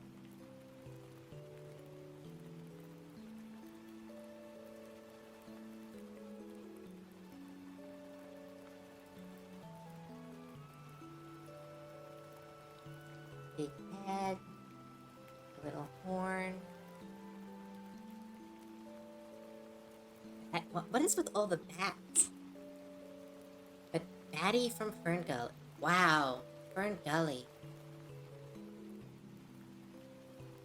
I had such a crush on the main character of Fern Gully. Ah. The guy was gross, but... What was her name? I don't remember. I just remembered it taught me how much I really like shirts with only one sleeve. Rip Robin Williams. Yeah. My favorite character was the leaf? Oh, shush phone. I put you on silent. I swear I did.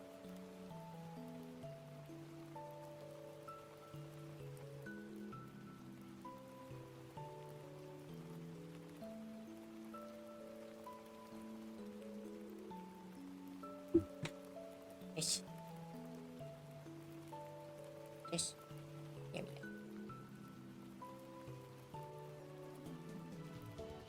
When you hear, oh, shush. Wait, how was your favorite character, the tree star? I know the tree star looked so tasty. It was clearly a leaf, but how they animated that leaf made it look like the tastiest thing ever made. But like, it's not a character. Unless it became a character in the later movies, which it might have.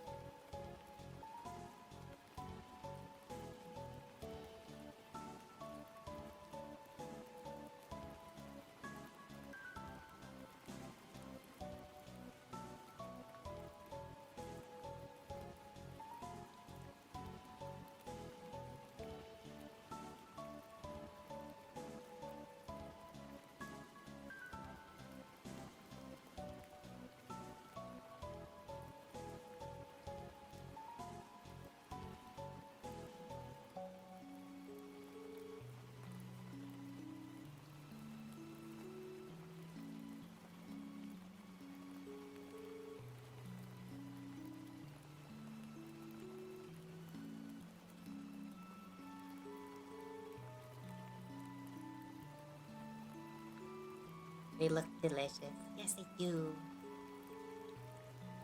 Oh, the name is Batty. The logic is it? No, shush. Quiet you. Will not. I will not succumb to the Batty rap.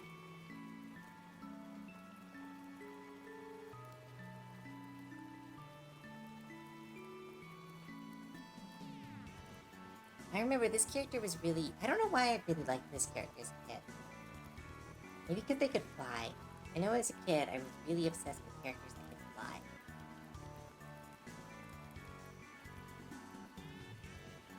Anyone remember the name of this character from Land Before Time?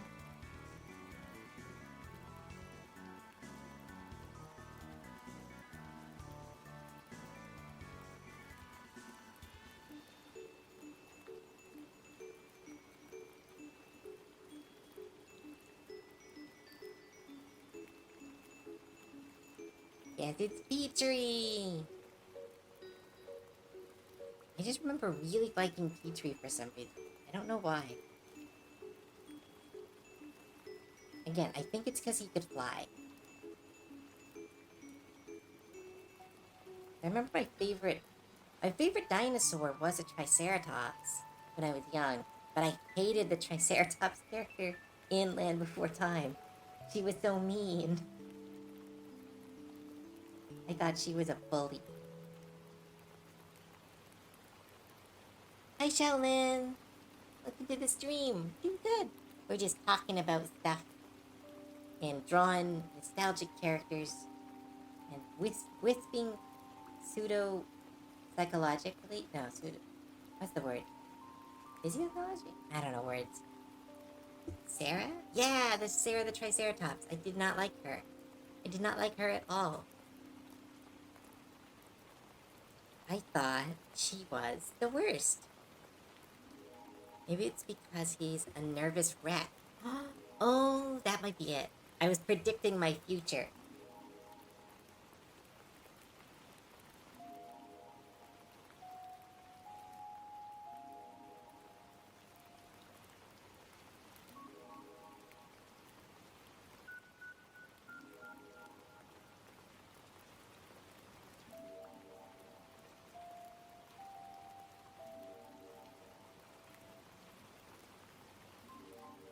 So who you been doodling so far? I did the cursed bread, the tick, Darkwing Duck, and Petrie from Land Before Time. I think we're... Oh my goodness, is it already... Wow, this stream went nice. I like this stream. I haven't even packed my voice yet. I just been able to vibe for this stream. Maybe that's what Sunday will be. It'll be the vibe art stream. Gonna get dangerous. Let's get dangerous. Darkwing Duck. You're supposed to hope the rude characters redeem themselves. I mean, okay, here's the thing. Sarah was redeemed. Like, Sarah is not a bully, but, like, young me was like, she bullied someone once, she's a bully forever. That's how it works. Redemption doesn't exist. Secret of Nim. That's the thing that made me want to be an animator.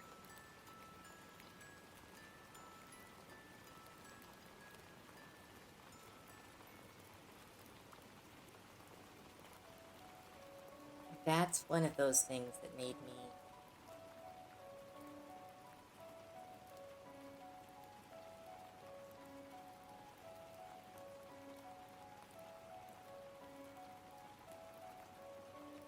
That was a movie that really...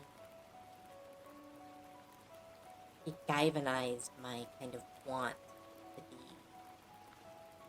an animator. It kind of set me down that road of wanting to create something that has so much meaning and so much interpretation. I'm gonna draw Miss Cribsy. I know that her name's Miss Cribsy from the book. I'm gonna see if I can draw her. Might be the last one I draw.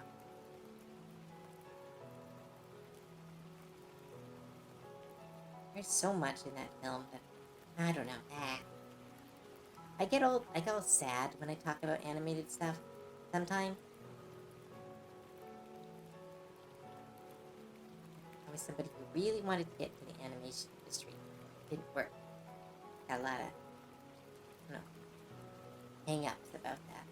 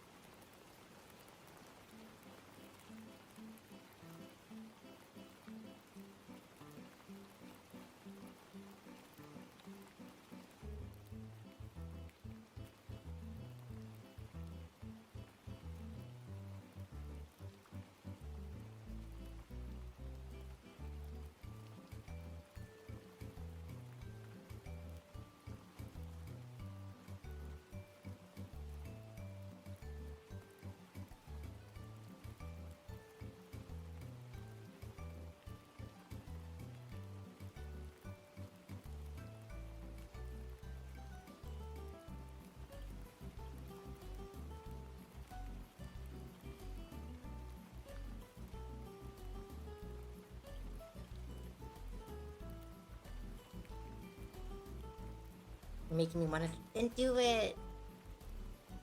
It's really important to draw characters that you from your past. It kind of reminds you what you enjoyed about those characters, and then helps you kind of inspire current art.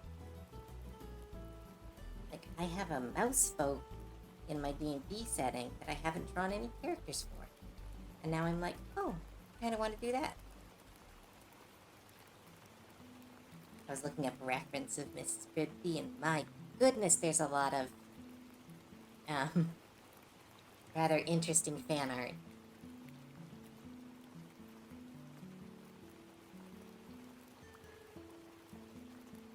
So weird seeing like I don't know, there's like those furry characters or those anthropomorphic characters that you're like, this awoken something in somebody. And it's like, why did it do that? And you kind of look at their character design. And the thing I found is always amazing voice actor, really big eyes, and charming. Those are the three things that can, I guess, activate the furry within people.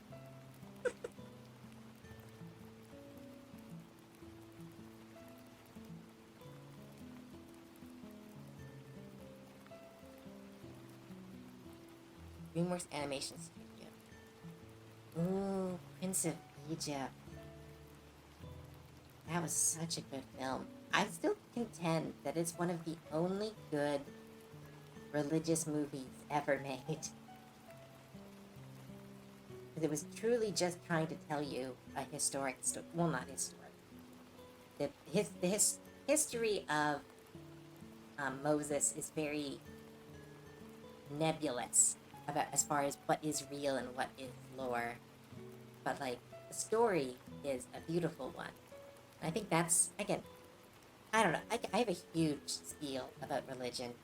I was raised very religiously, and it all kind of fell apart because our church kind of tossed our family out due to really stupid reasons. There was the, but yeah, I contend that Prince of Egypt is the only good religious film that I have ever seen, if has ever been put out.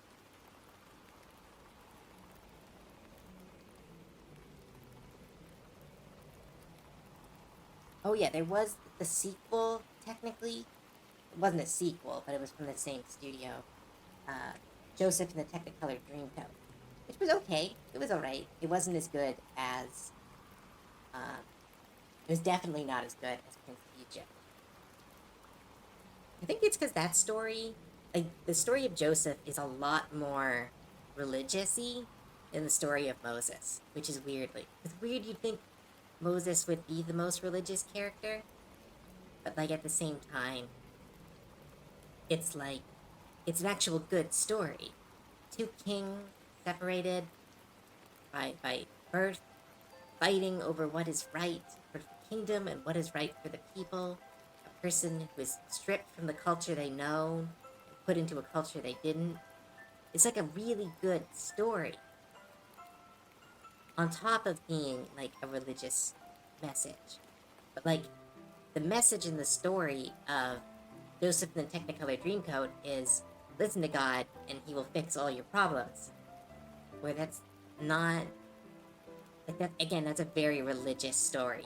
It's a very it has a lot of it's tied up in religion and it's tied up in how do you I don't know how to make this look like Miss Bribsky and not just look like any mouse. I guess is there here maybe? People let me know when this mouse that I'm drawing turns into Mrs. Bribsky, and we will find the core of her design.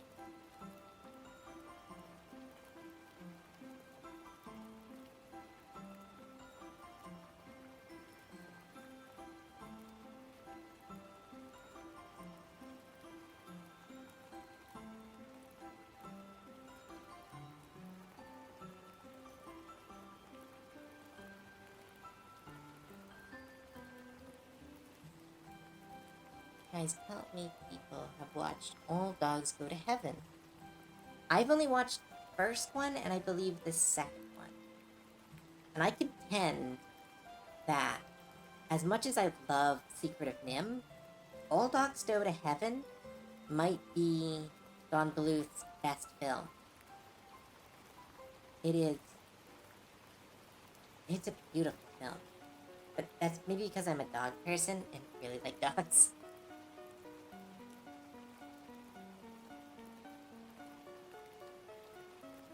How the heck did they draw her face? No, I don't need an inflated version of her. My goodness, people, calm down.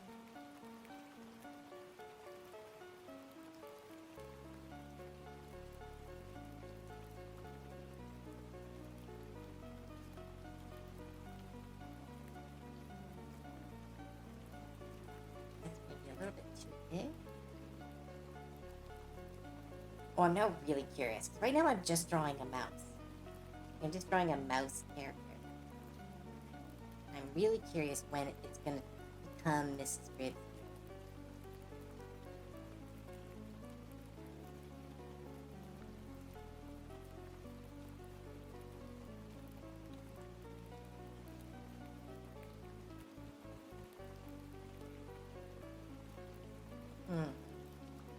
Ooh, Oliver and Company. Remember? I remember. That show. That movie was... I don't know. I just remembered that I loved that movie so much as a kid that we had a stray cat where I used to live. I'm sure it wasn't a stray, but a cat that wandered our neighborhood that we named Oliver. And we were so upset when like anyone called them anything else. Like, no, that cat's name is Two-Face. I'm like, no, it's Oliver. And now I'm like, damn, Two-Face was a great name for that cat. Because it had the line down the face. Look.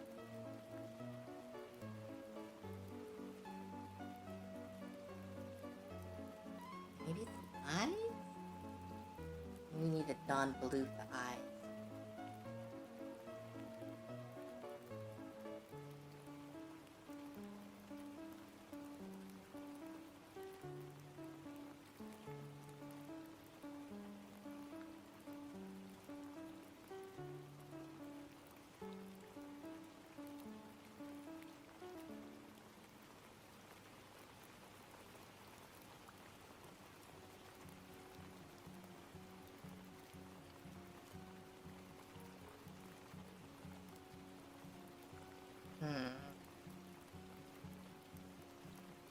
Nick Drakov is a member band.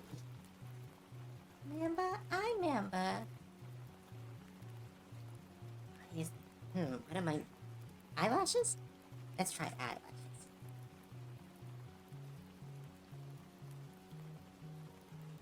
Now it just reminds me of Sandy Cheeks. But that's the thing. Oh, this is gonna bug me. I might go over time. I need to find out at what point does drawing a mouse turn into Mrs. Frisbee?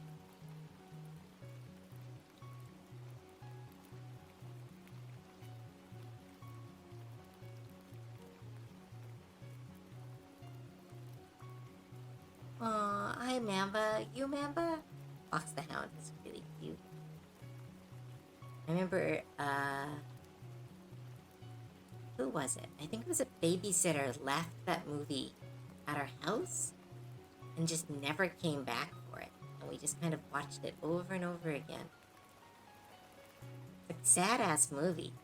But I didn't realize it was sad as a kid. I was just like, yay, fox and dog, fox and dog. I was a dumb kid. I was such a dumb kid.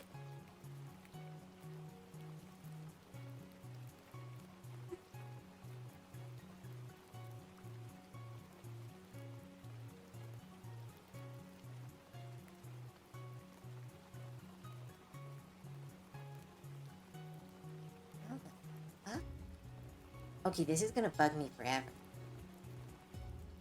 But that's a good mouse. I've just drawn a good mouse. I will accept, I will give myself that small compliment that I think this is a really good, well-drawn mouse with very little reference. But it's clearly not Mrs. Gridley.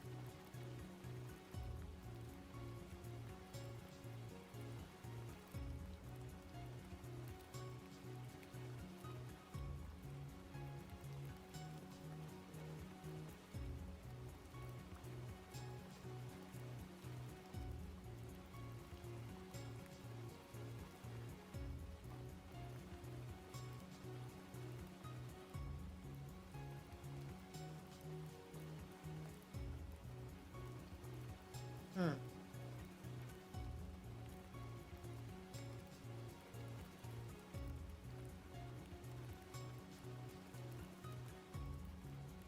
Superman or the Google? What? Most kids are kind of dumb. I know. We so stupid.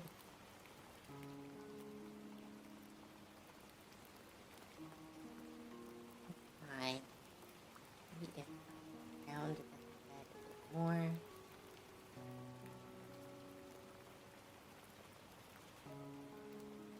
Buck teeth. I'm doing the buck teeth wrong. They look more cartoonish now.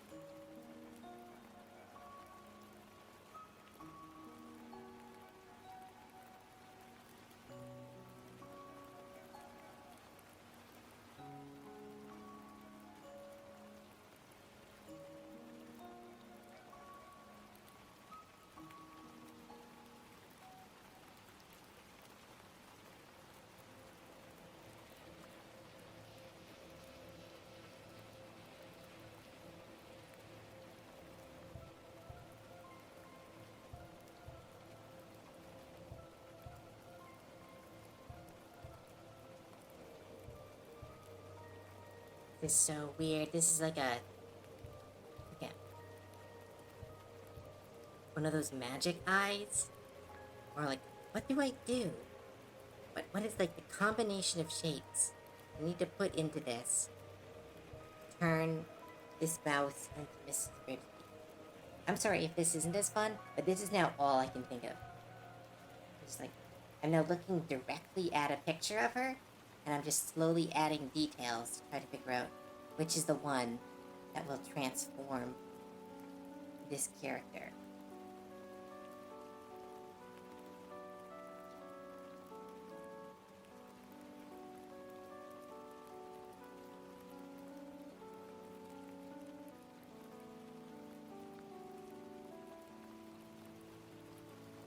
If it's the cloak, I'm gonna feel like stupid.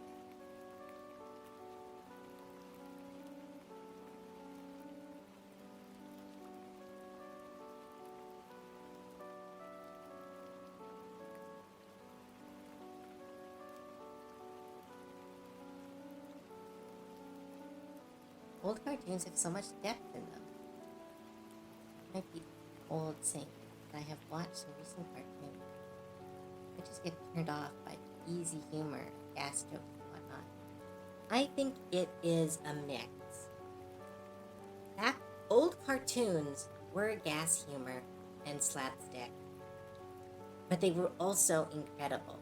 But the reason we remember the incredible stuff is that's the stuff that stayed. We don't remember a random Popeye cartoon.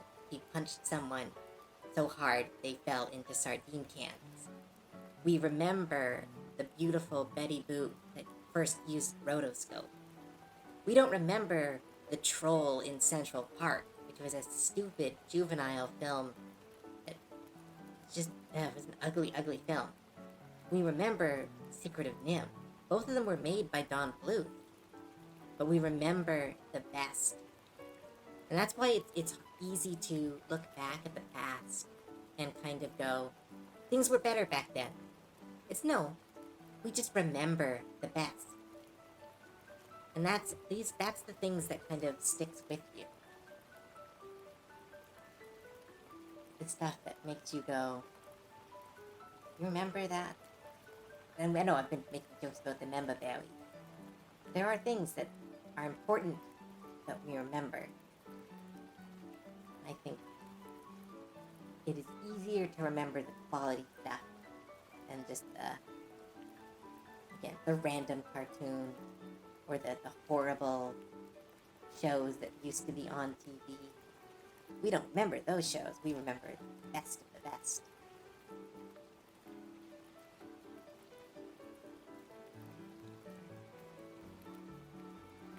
I'm getting closer. Oh, I'm getting closer. I'm figuring this out. I'm not saying all cartoons are like that.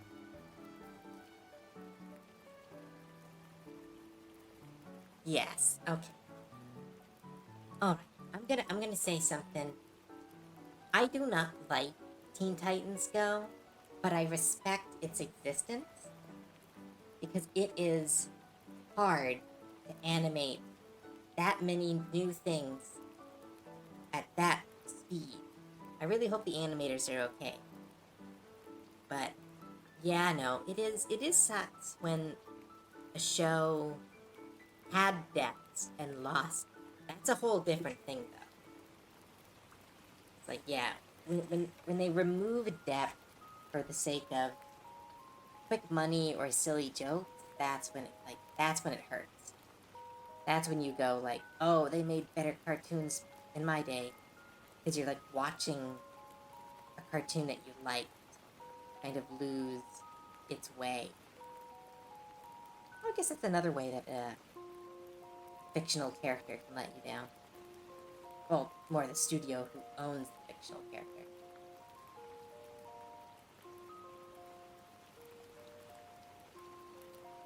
I'm getting so close. This is almost her. This is all consuming now. I'm sorry. This is now a me drawing Mrs. Frisbee stream, and I think everyone needs to just respect that. Because I'm gonna figure this out. I could cheat and go, well, look, I drew Mrs. Frisbee in my style. No. I need to find the code that will suddenly turn my drawing into this iconic character.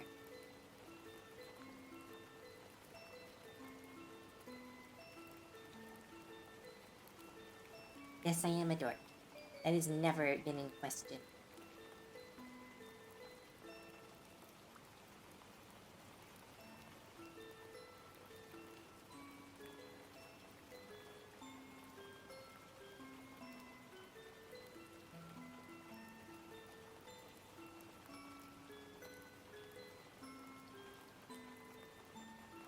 Okay, what happened? Why did you do this? What the fuck? Ah, I hate when it does this. What did I do? What did I delete? Oh, that's what it did. There we go. Fix. You gonna color her? I might.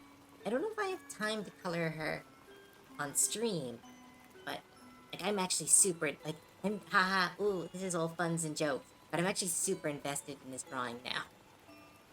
I really like again, Mrs. Birdsley was one of those characters that I was like so inspired by. I love the idea of a mom fighting against impossible odds. I love the idea of someone completely normal getting thrown into literal fantasy world with technology and crazy humans and being fine and being okay and doing what she needs to do. I don't know. I always thought that was a really cool. He was a really cool character.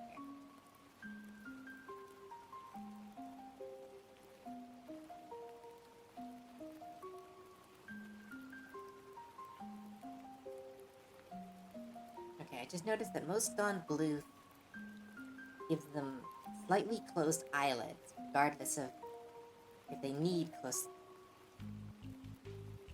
eyelids. Let's go try that.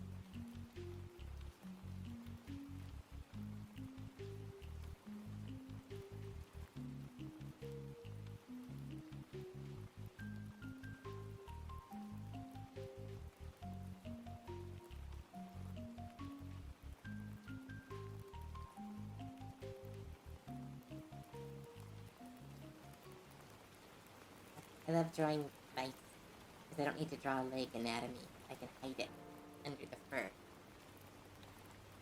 Sometimes you gotta work through a problem. Yeah! Also, hi, doo. Welcome to the stream. Or maybe you've been in the stream lurking, but I just saw your name. Hi. Absurdist scribbler. I mean, I would say we're over the hump of the golden age. But hindsight is a big factor. I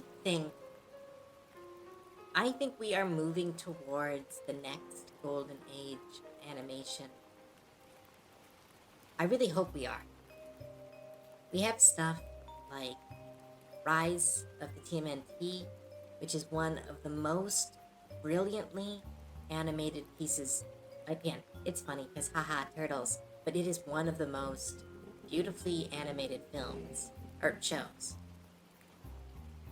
But yeah, I don't think we're out of the golden. I think we are at the start of a new one. And because there is the stuff that comes out nowadays, it's small, and sometimes we only get 8 episodes, which really hurts. But it's like, those 8 episodes are amazing. Or you get something like Owl House, which is truly beyond, like it is a once in a generation show. And we got like 3 of those shows so close together. I like to think that we might have left the Adventure Time golden age.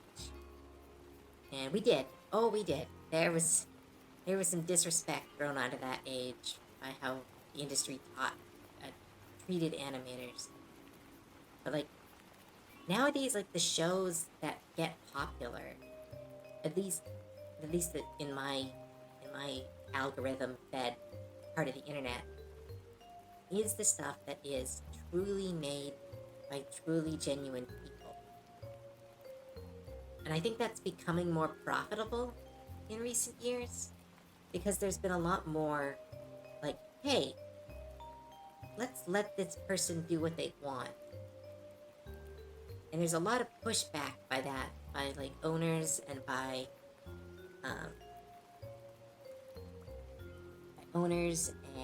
companies. But in recent years, whenever they like, hey, let this creator cook, it's usually turned out well for them. And like especially like now with K-pop Demon Slayer, like that show is, or that movie is amazing. And it was made by a truly passionate creator. And it's like so good that it's like again, like it might be one, it might go to the Oscars, and it's an action anime inspired film going to the Oscars. That never happens, and I don't believe in the Oscars, but the Oscars is like a way to see what is becoming mainstream.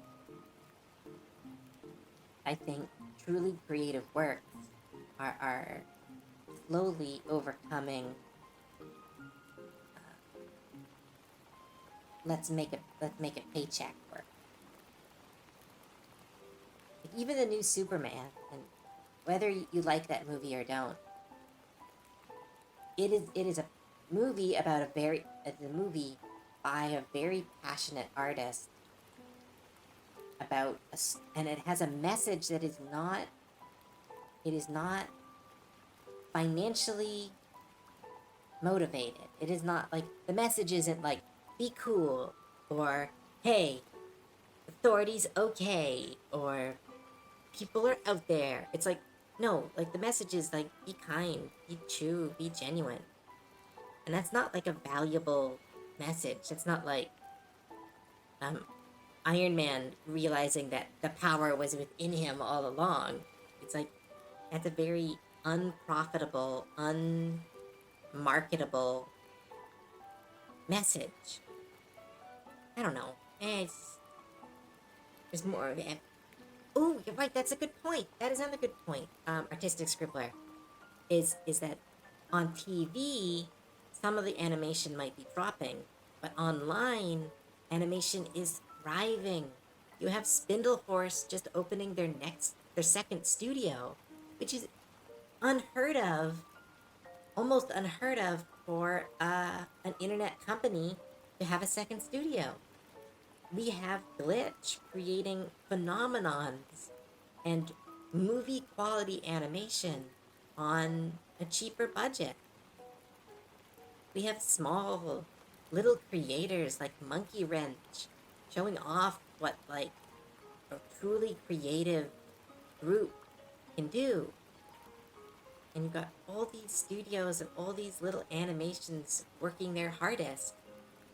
And like in that way, I think we have reached another animation golden age where we are looking at indie animation golden age.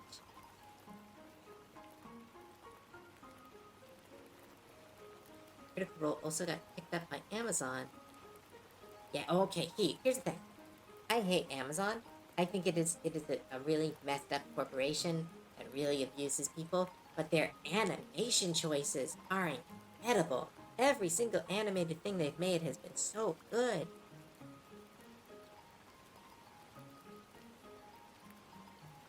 Ooh, I did not know that. Is that like was that the 2D trailer they dropped? Absurdist Scribbler? The one with like the woman asleep in the woods and suddenly goes all crazy? Ooh, I didn't know that was a Diana Terrence piece. Ooh, it's so exciting. Okay, I'm even more excited for that.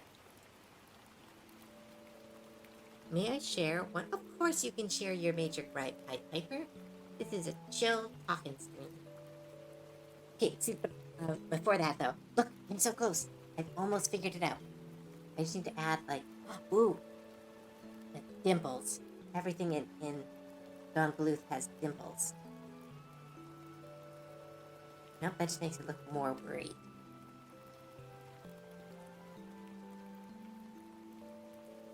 Getting closer. I will figure it out.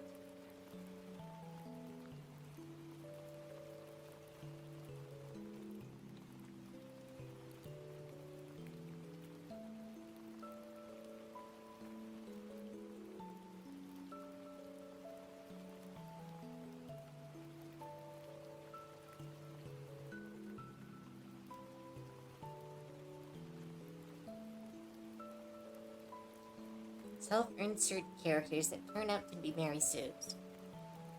I only know about one off the top of my head. What are some self-insert characters that are made? Because a Mary Sue is, by its nature, almost a self-insert. Actually, it is. Like, that's literally what the meaning of Mary Sue originally was a self-inserted character into a fictional setting that is all-powerful and has no flaws. But I don't actually know many self-insert characters nowadays, except for, like, on shows that are already bad. I think you're really cool, Cope. Aw. I don't know the context of why you think I'm very cool, but thank you. I am not, but thank you so much. It's so kind.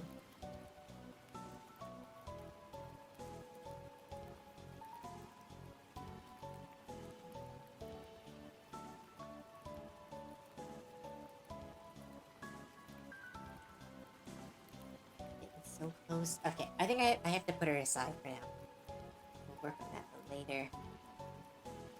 I think we're running out of time and we've hardly filled this doodle sheet.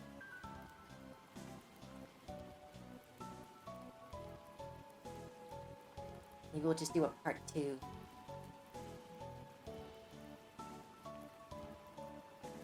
Oh, right. Velma from the Velma show. Yeah. Okay, Ray, I will say, I am not a fan. I'm not a big fan of Star Wars to begin with. I'm a fan of the Clone Wars, like the cartoon, because I am a cartoon person. But I don't think Rey is a Mary Sue. I think she's just bad written. She's not a self-insert. She's just kind of badly written. Is that they need she is a MacGuffin made into a character. That said, Velma from Velma is very much a self-insert character, and it does suck so much. I don't even care. I'm a big believer that cartoons need to change and adapt, and I do believe that every iteration of a cartoon allows for new things to enter and new things to become. Like, for me, like, every time I was like, hey, this is Teen Titans Go, I'm like, hey, I don't like Teen Titans Go, but I like that this cartoon has been given new life. With the Velma show, it is so bad. Like, I don't care about anything. It's just, you made a cartoon that insults people who likes cartoons and insults people who like Scooby-Doo. So why did you make this? Like, why did anyone think that was a good idea? It's like, hey, here's a soup. Here is a cheese soup. It's like, no, like, okay, so a waiter approaches you at a table and goes, here's your cheese soup. And you go, oh, thank you. It's like, we replaced the cheese because some people don't like it, and the soup is now cold. It's like, oh, I don't like this. Well, we made it for you. Like, no, you didn't. You made it, and then you just expected the people who you're making fun of and the people you're insulting to like the show. I don't know. I can go on for hours about Velma. It is so bad. It is like how you don't write. It's like you could write an essay on how Velma shows you how both not to write any comedy, because it is. I don't. I. It actually makes me upset. It actually makes me genuinely upset, and I'm going to stop talking about it. Ray is supposed to be somewhat modeled after Kathleen Kennedy. That is not true. I don't think that is true. Pied Piper, if you can find evidence of that, but no. Kathleen Kennedy, as far as I remember, had very little to do with the actual writing process of, like the actual writing process of Star Wars. I think she might have been responsible for requesting a female lead, but Rey is not based off her. Rey is based off Luke. But where Luke had to work for it, because they needed this movie to move faster, and they needed it to be bigger and more epic, they couldn't have Rey learning stuff. They had to have Rey be good at everything right away. Very similar to Luke. Like, she is literally just supposed to be the new Luke. And if you look at them side by side, they are both not ace pilots, but they are both young, desert living people who are immediately good at stuff that is hard to them. But because I don't remember the timeline, but someone pointed out that like the original trilogy of Star Wars takes place over like I think it's like a year, and like the new movies takes place over like 2 months. So where like Luke grew and we got to see training and we got to see him get better at stuff, Rey was like they needed to her speed run her progression, and by doing that, they turned her into a Mary Sue or a MacGuffin, where she needed to be able to do everything for the plot. She needed to be able to be the best at things for the plot to work. So I don't think Rey is a self-insert. Maybe there is evidence that I don't know, but it's more Rey is evidence of a rushed and overworked writing crew. Like, so like, there was like 7 writers on this. Like, I don't remember. I know that there were 2 writers, I think, on the original Star Wars, and they were working hard together to create this new story. Where the new Star Wars was a corporate affair put together by, what's the word? Put together by committee, and it wasn't a good way to write a story. But no, it's not about self-insert. It's not about the evil Kathleen Kennedy. It's about a bunch of people who all tried to be the savior of a Star Wars, and none of them were really good at it. Because, like, I was about to say J.K. Rowling, but no, J.J. Abrams had an idea for Star Wars that was going to be very, what's the word? It was like an homage. He was aiming for like an homage that would slowly change into its own thing. But when they kicked him off, they gave it to a person who was very, I don't know if he was egotistical, but he was somebody who was very, I've got this. And he threw out all of J.J. Abrams' work and he started from scratch. And because he did that, the second movie has almost no overarching storyline to the first movie. And then when he was fired and they brought back J.J. Abrams then tried to fix everything again. So, like, the reason that those trilogies suck is because it's 3 people fighting over a script. Well, a company also tut-tuts in the background going, can't do that, can't do that, can't do that. It was too many cooks. That's the expression. That is why I believe that the new Star Wars films aren't as good as they could have been. Was that it was too many people all trying to... Oh, that's because Abrams sucks at writing. Yeah, that too. He's not the worst, but he's also not very good. If you look at his actual, like, mystery box, like, head talk or whatever it was, it's bad. Like, it does, like, that's not good writing. Because it's kind of Shyamalanian, where it's a big twist. Like, ooh, the mystery box is something that will be revealed, and everyone wants it. He's describing a MacGuffin. He's describing a MacGuffin, but in more words. But it's like a mystery MacGuffin. I don't know.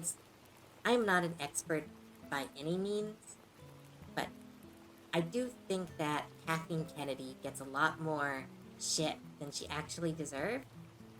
Because, like, she was just the face. It's like there are, like, 80 people with her also going, no, let's, in the words of South Park, make it gay.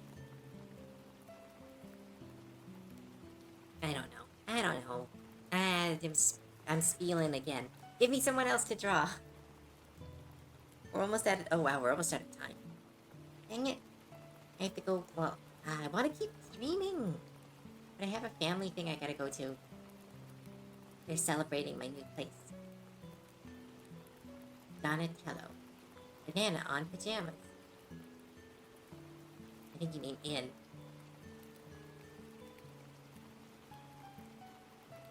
I don't think I can draw banana on pajamas. I think it's just like, because it's just a banana. Just a banana with like a collar. Fatty from Fern Gully or Treasure Planet. Donatello. Ah, I see. I base my thoughts after the pattern of directors having creative differences, often when working with KK. I also share some opinions. A YouTuber called Clownfish TV. I do not know that person, and maybe they have more information than me. But from what I have read and what I have watched, the Star Wars movies were just a mess. X-Men or Spider-Man? Huh. I remember a lot about 90s Spider-Man. I don't know who I could draw from 90s Spider-Man. Because, like, the problem with, like, Spider-Man is that, like, because it never really left popular culture, I've never been able to be, like, nostalgia for it. Because it's, like, always, like, been there.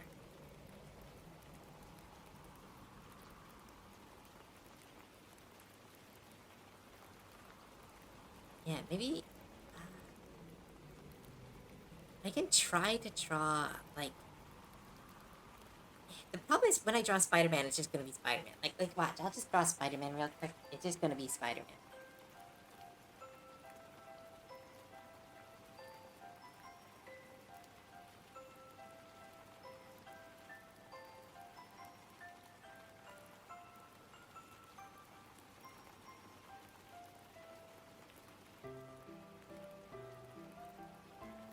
Right, 90s Spider-Man's got those little hooks in his eyes.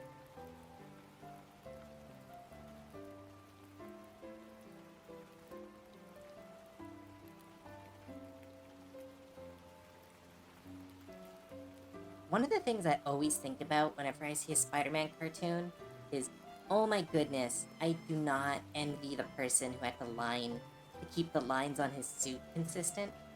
Because that must have been hell. Like, literal hell for an animator. Ooh, I need to animate this guy flipping backwards, then jumping forwards, and landing on one arm, and then lowering his legs to catch the rest of his body. Oh, also draw him so he's covered in very detailed lines, and if you fuck up any of them, people will immediately notice. It's like, oh, hey, fuck you. Jim Lee, the guy who made the 90s design for X-Men, tried to make his own superhero team called Wildcats. Huh. Wait, Grifter? I know Grifter. Why do I know Grifter?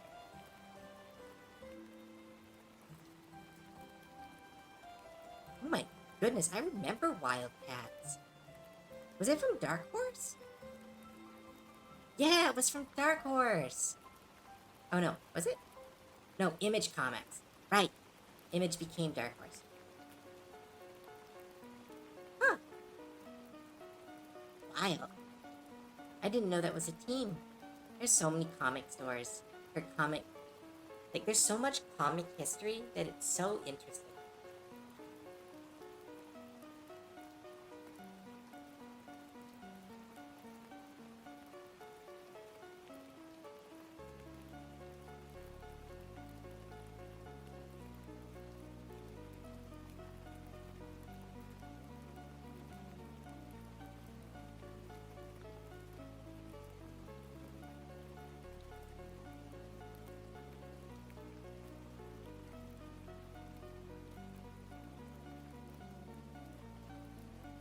Ooh, the man spider arc. I remember that as a kid. I was terrified. I think that was like my first example of body horror I ever saw. And I was like, I hate this, but I'm also going to make it a large part of my art form and a large part of my writing. All my writing has body horror in it, even though I don't intend it to. Every time I do D&D, it's like, oh, I cast a spell. All right, let me describe how their skin boils off, leaving remnants of blah. Yeah, that's no one guessed. Cove is super dark when she DMs. I'm a spooky DM.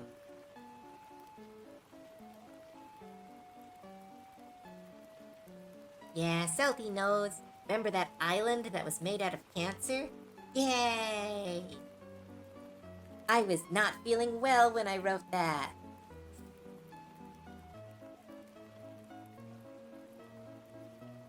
No, Selty is in my D&D games. For those who are curious, I'm not streaming them yet. I don't think I will, unfortunately. I want to stream D&D at some point, but probably not my main campaign, because that's my relaxation time, and I don't really want to turn that into work.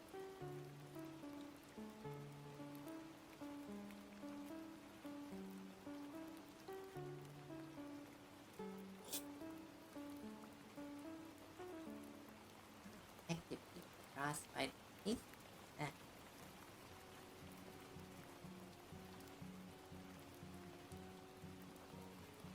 Like a basketball. My campaign was very spooky too. Yes, it was. I liked your campaign. It was really nice. All your additions to the remade was so good. You fixed that series.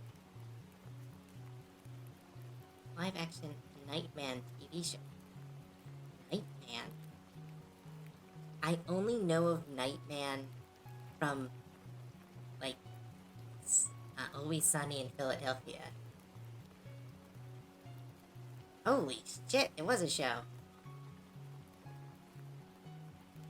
Wow, that is a costume. That is what is the big red eye is weird.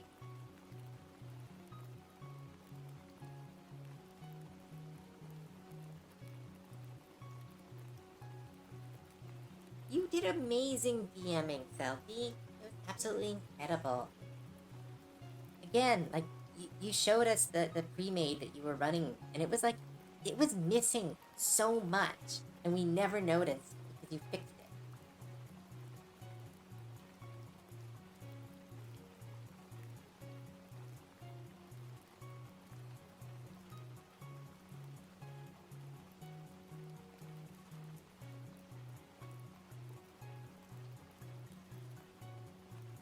There, I drew Spider-Man.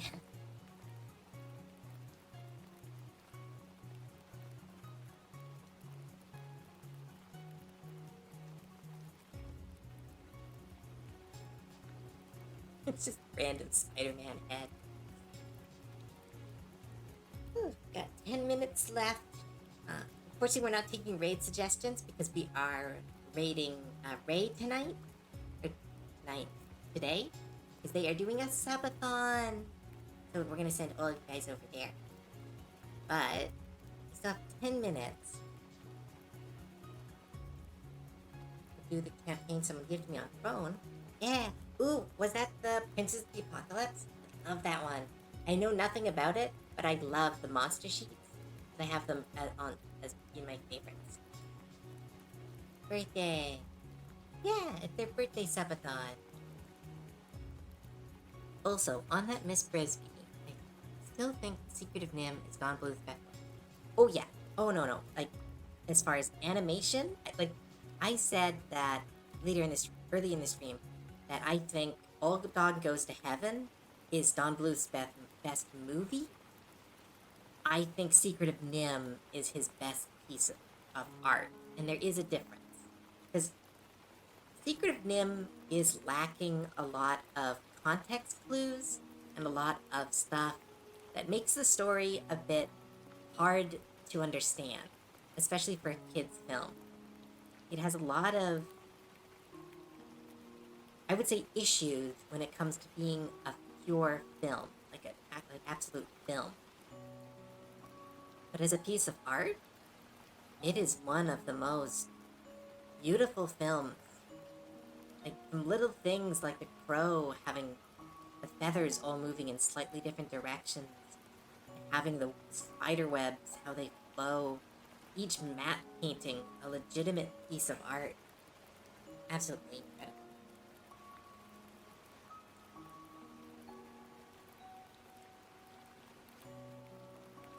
Yeah, she doesn't. I think Miss Bridsby doesn't need an art. It is one of there is this tend to writing, and again, I've only written a little bit. My record is 5 chapters. After that, I don't know. I don't have ADHD, but I have ADHD qualities. Like if I get to 5 or 6 chapters of a book, I get bored and I start a new one. But um, there is this tendency to new writers to be taught the importance of an arc.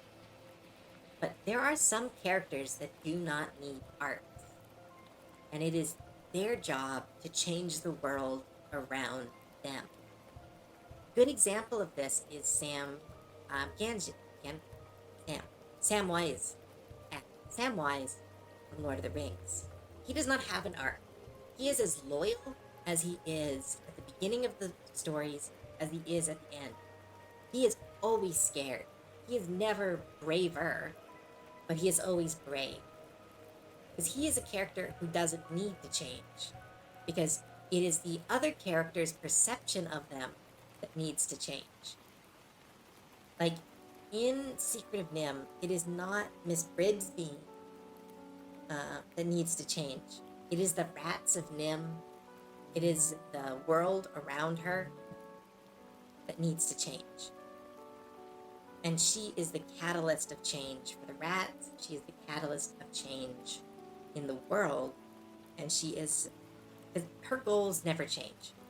Her bravery also, she doesn't ever become fearless. Or she doesn't overcome she never overcomes her fear. She never transforms and becomes a different person. But the world transforms due to her actions.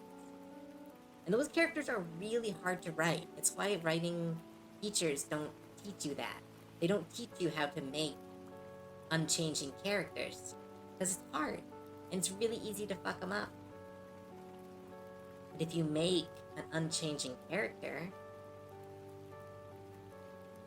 you've made something really special. If they can. Oh, it's the music. Music's making me want to speak, but I've run out of words. Bye, Pipe Piper. Thanks for stopping by and talking in this crazy stream. Static versus dynamic characters. Yes, that's the correct term. Yeah. I think there should be another one, though, where it's like static, dynamic, and like eternal. I know that's not like, that sounds, but like, there are some characters that just don't change. And it's not because they are unchanging, but because that's not what's needed of the world or the story.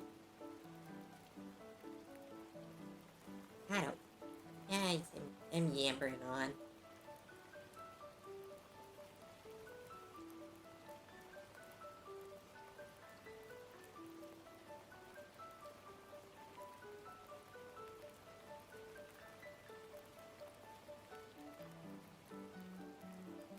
Let's sort them so I can make them look kind of nice.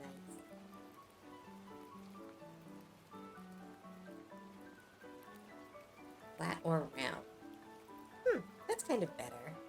I don't know. So many words have negative connotations. Like if you say that a character is flat, people are going to assume it's a bad character. If you say that a character is static, it's a little bit better, but I think people will still kind of assume it's like, oh, that's a bad character. It's static.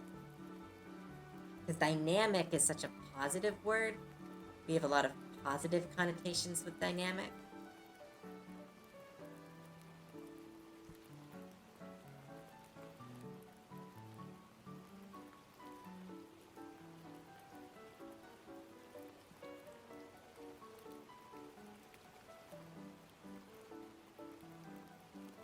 You can have a flat dynamic character or a static round character. Ooh, I like that. I like mixing them. Alright, I think we are done. The stream, I don't want to leave, but I do need to go. But maybe next Sunday, I want to try to do a mini subathon. Maybe just like one, like a 20, not 24 hour. I can't do that. I would lose my voice after 8 hours. But like something like that. So um keep your eyes open. I'll be announcing my stream and more consistently now. It should be on my social medias on Monday. But yeah, we'll figure that out. But yeah, I want to thank you all who came. All the wait, Deathly Hero. Dang it! Why didn't it tell me? And Ramhead. Oh, I'm sorry. Both of you, thank you so much for your follows. Sometimes my activity feed doesn't tell me. I didn't clean. Yeah. No duh. It's fine, Selkie. You are Goblin. We do not clean, we exist. But alright, I want to thank you all for coming and spending this time here with me. It truly, truly means the world that you were okay just watching me ramble on and talk. It was really fun. I liked talking about all these nostalgic stuff and going down memory lane with everyone. I hope you all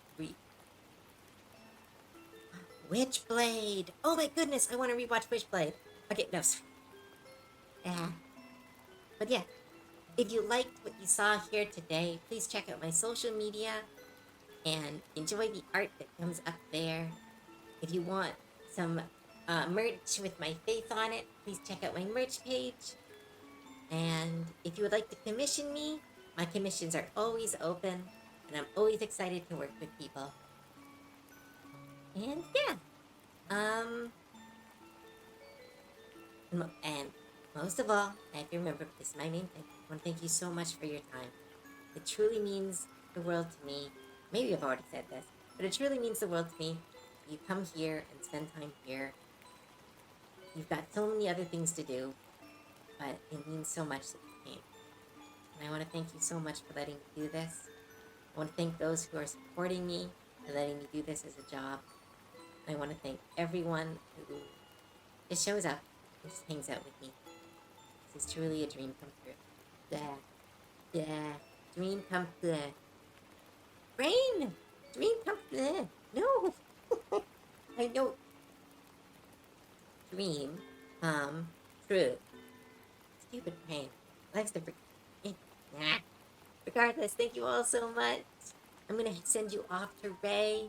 Say hi to them as they're going through their birthday subathon. I know that they were, and you don't tell them this, but they were getting pretty worried that they wouldn't be able to stream anymore. So give them some interaction. If you can, give them a follow.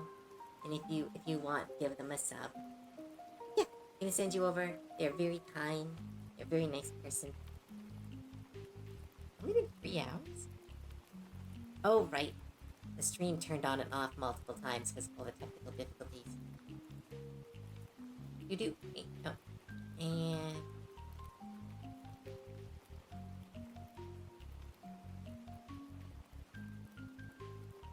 oh, wait, what's Ray's?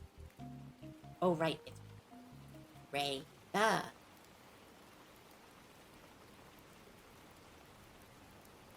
Duh.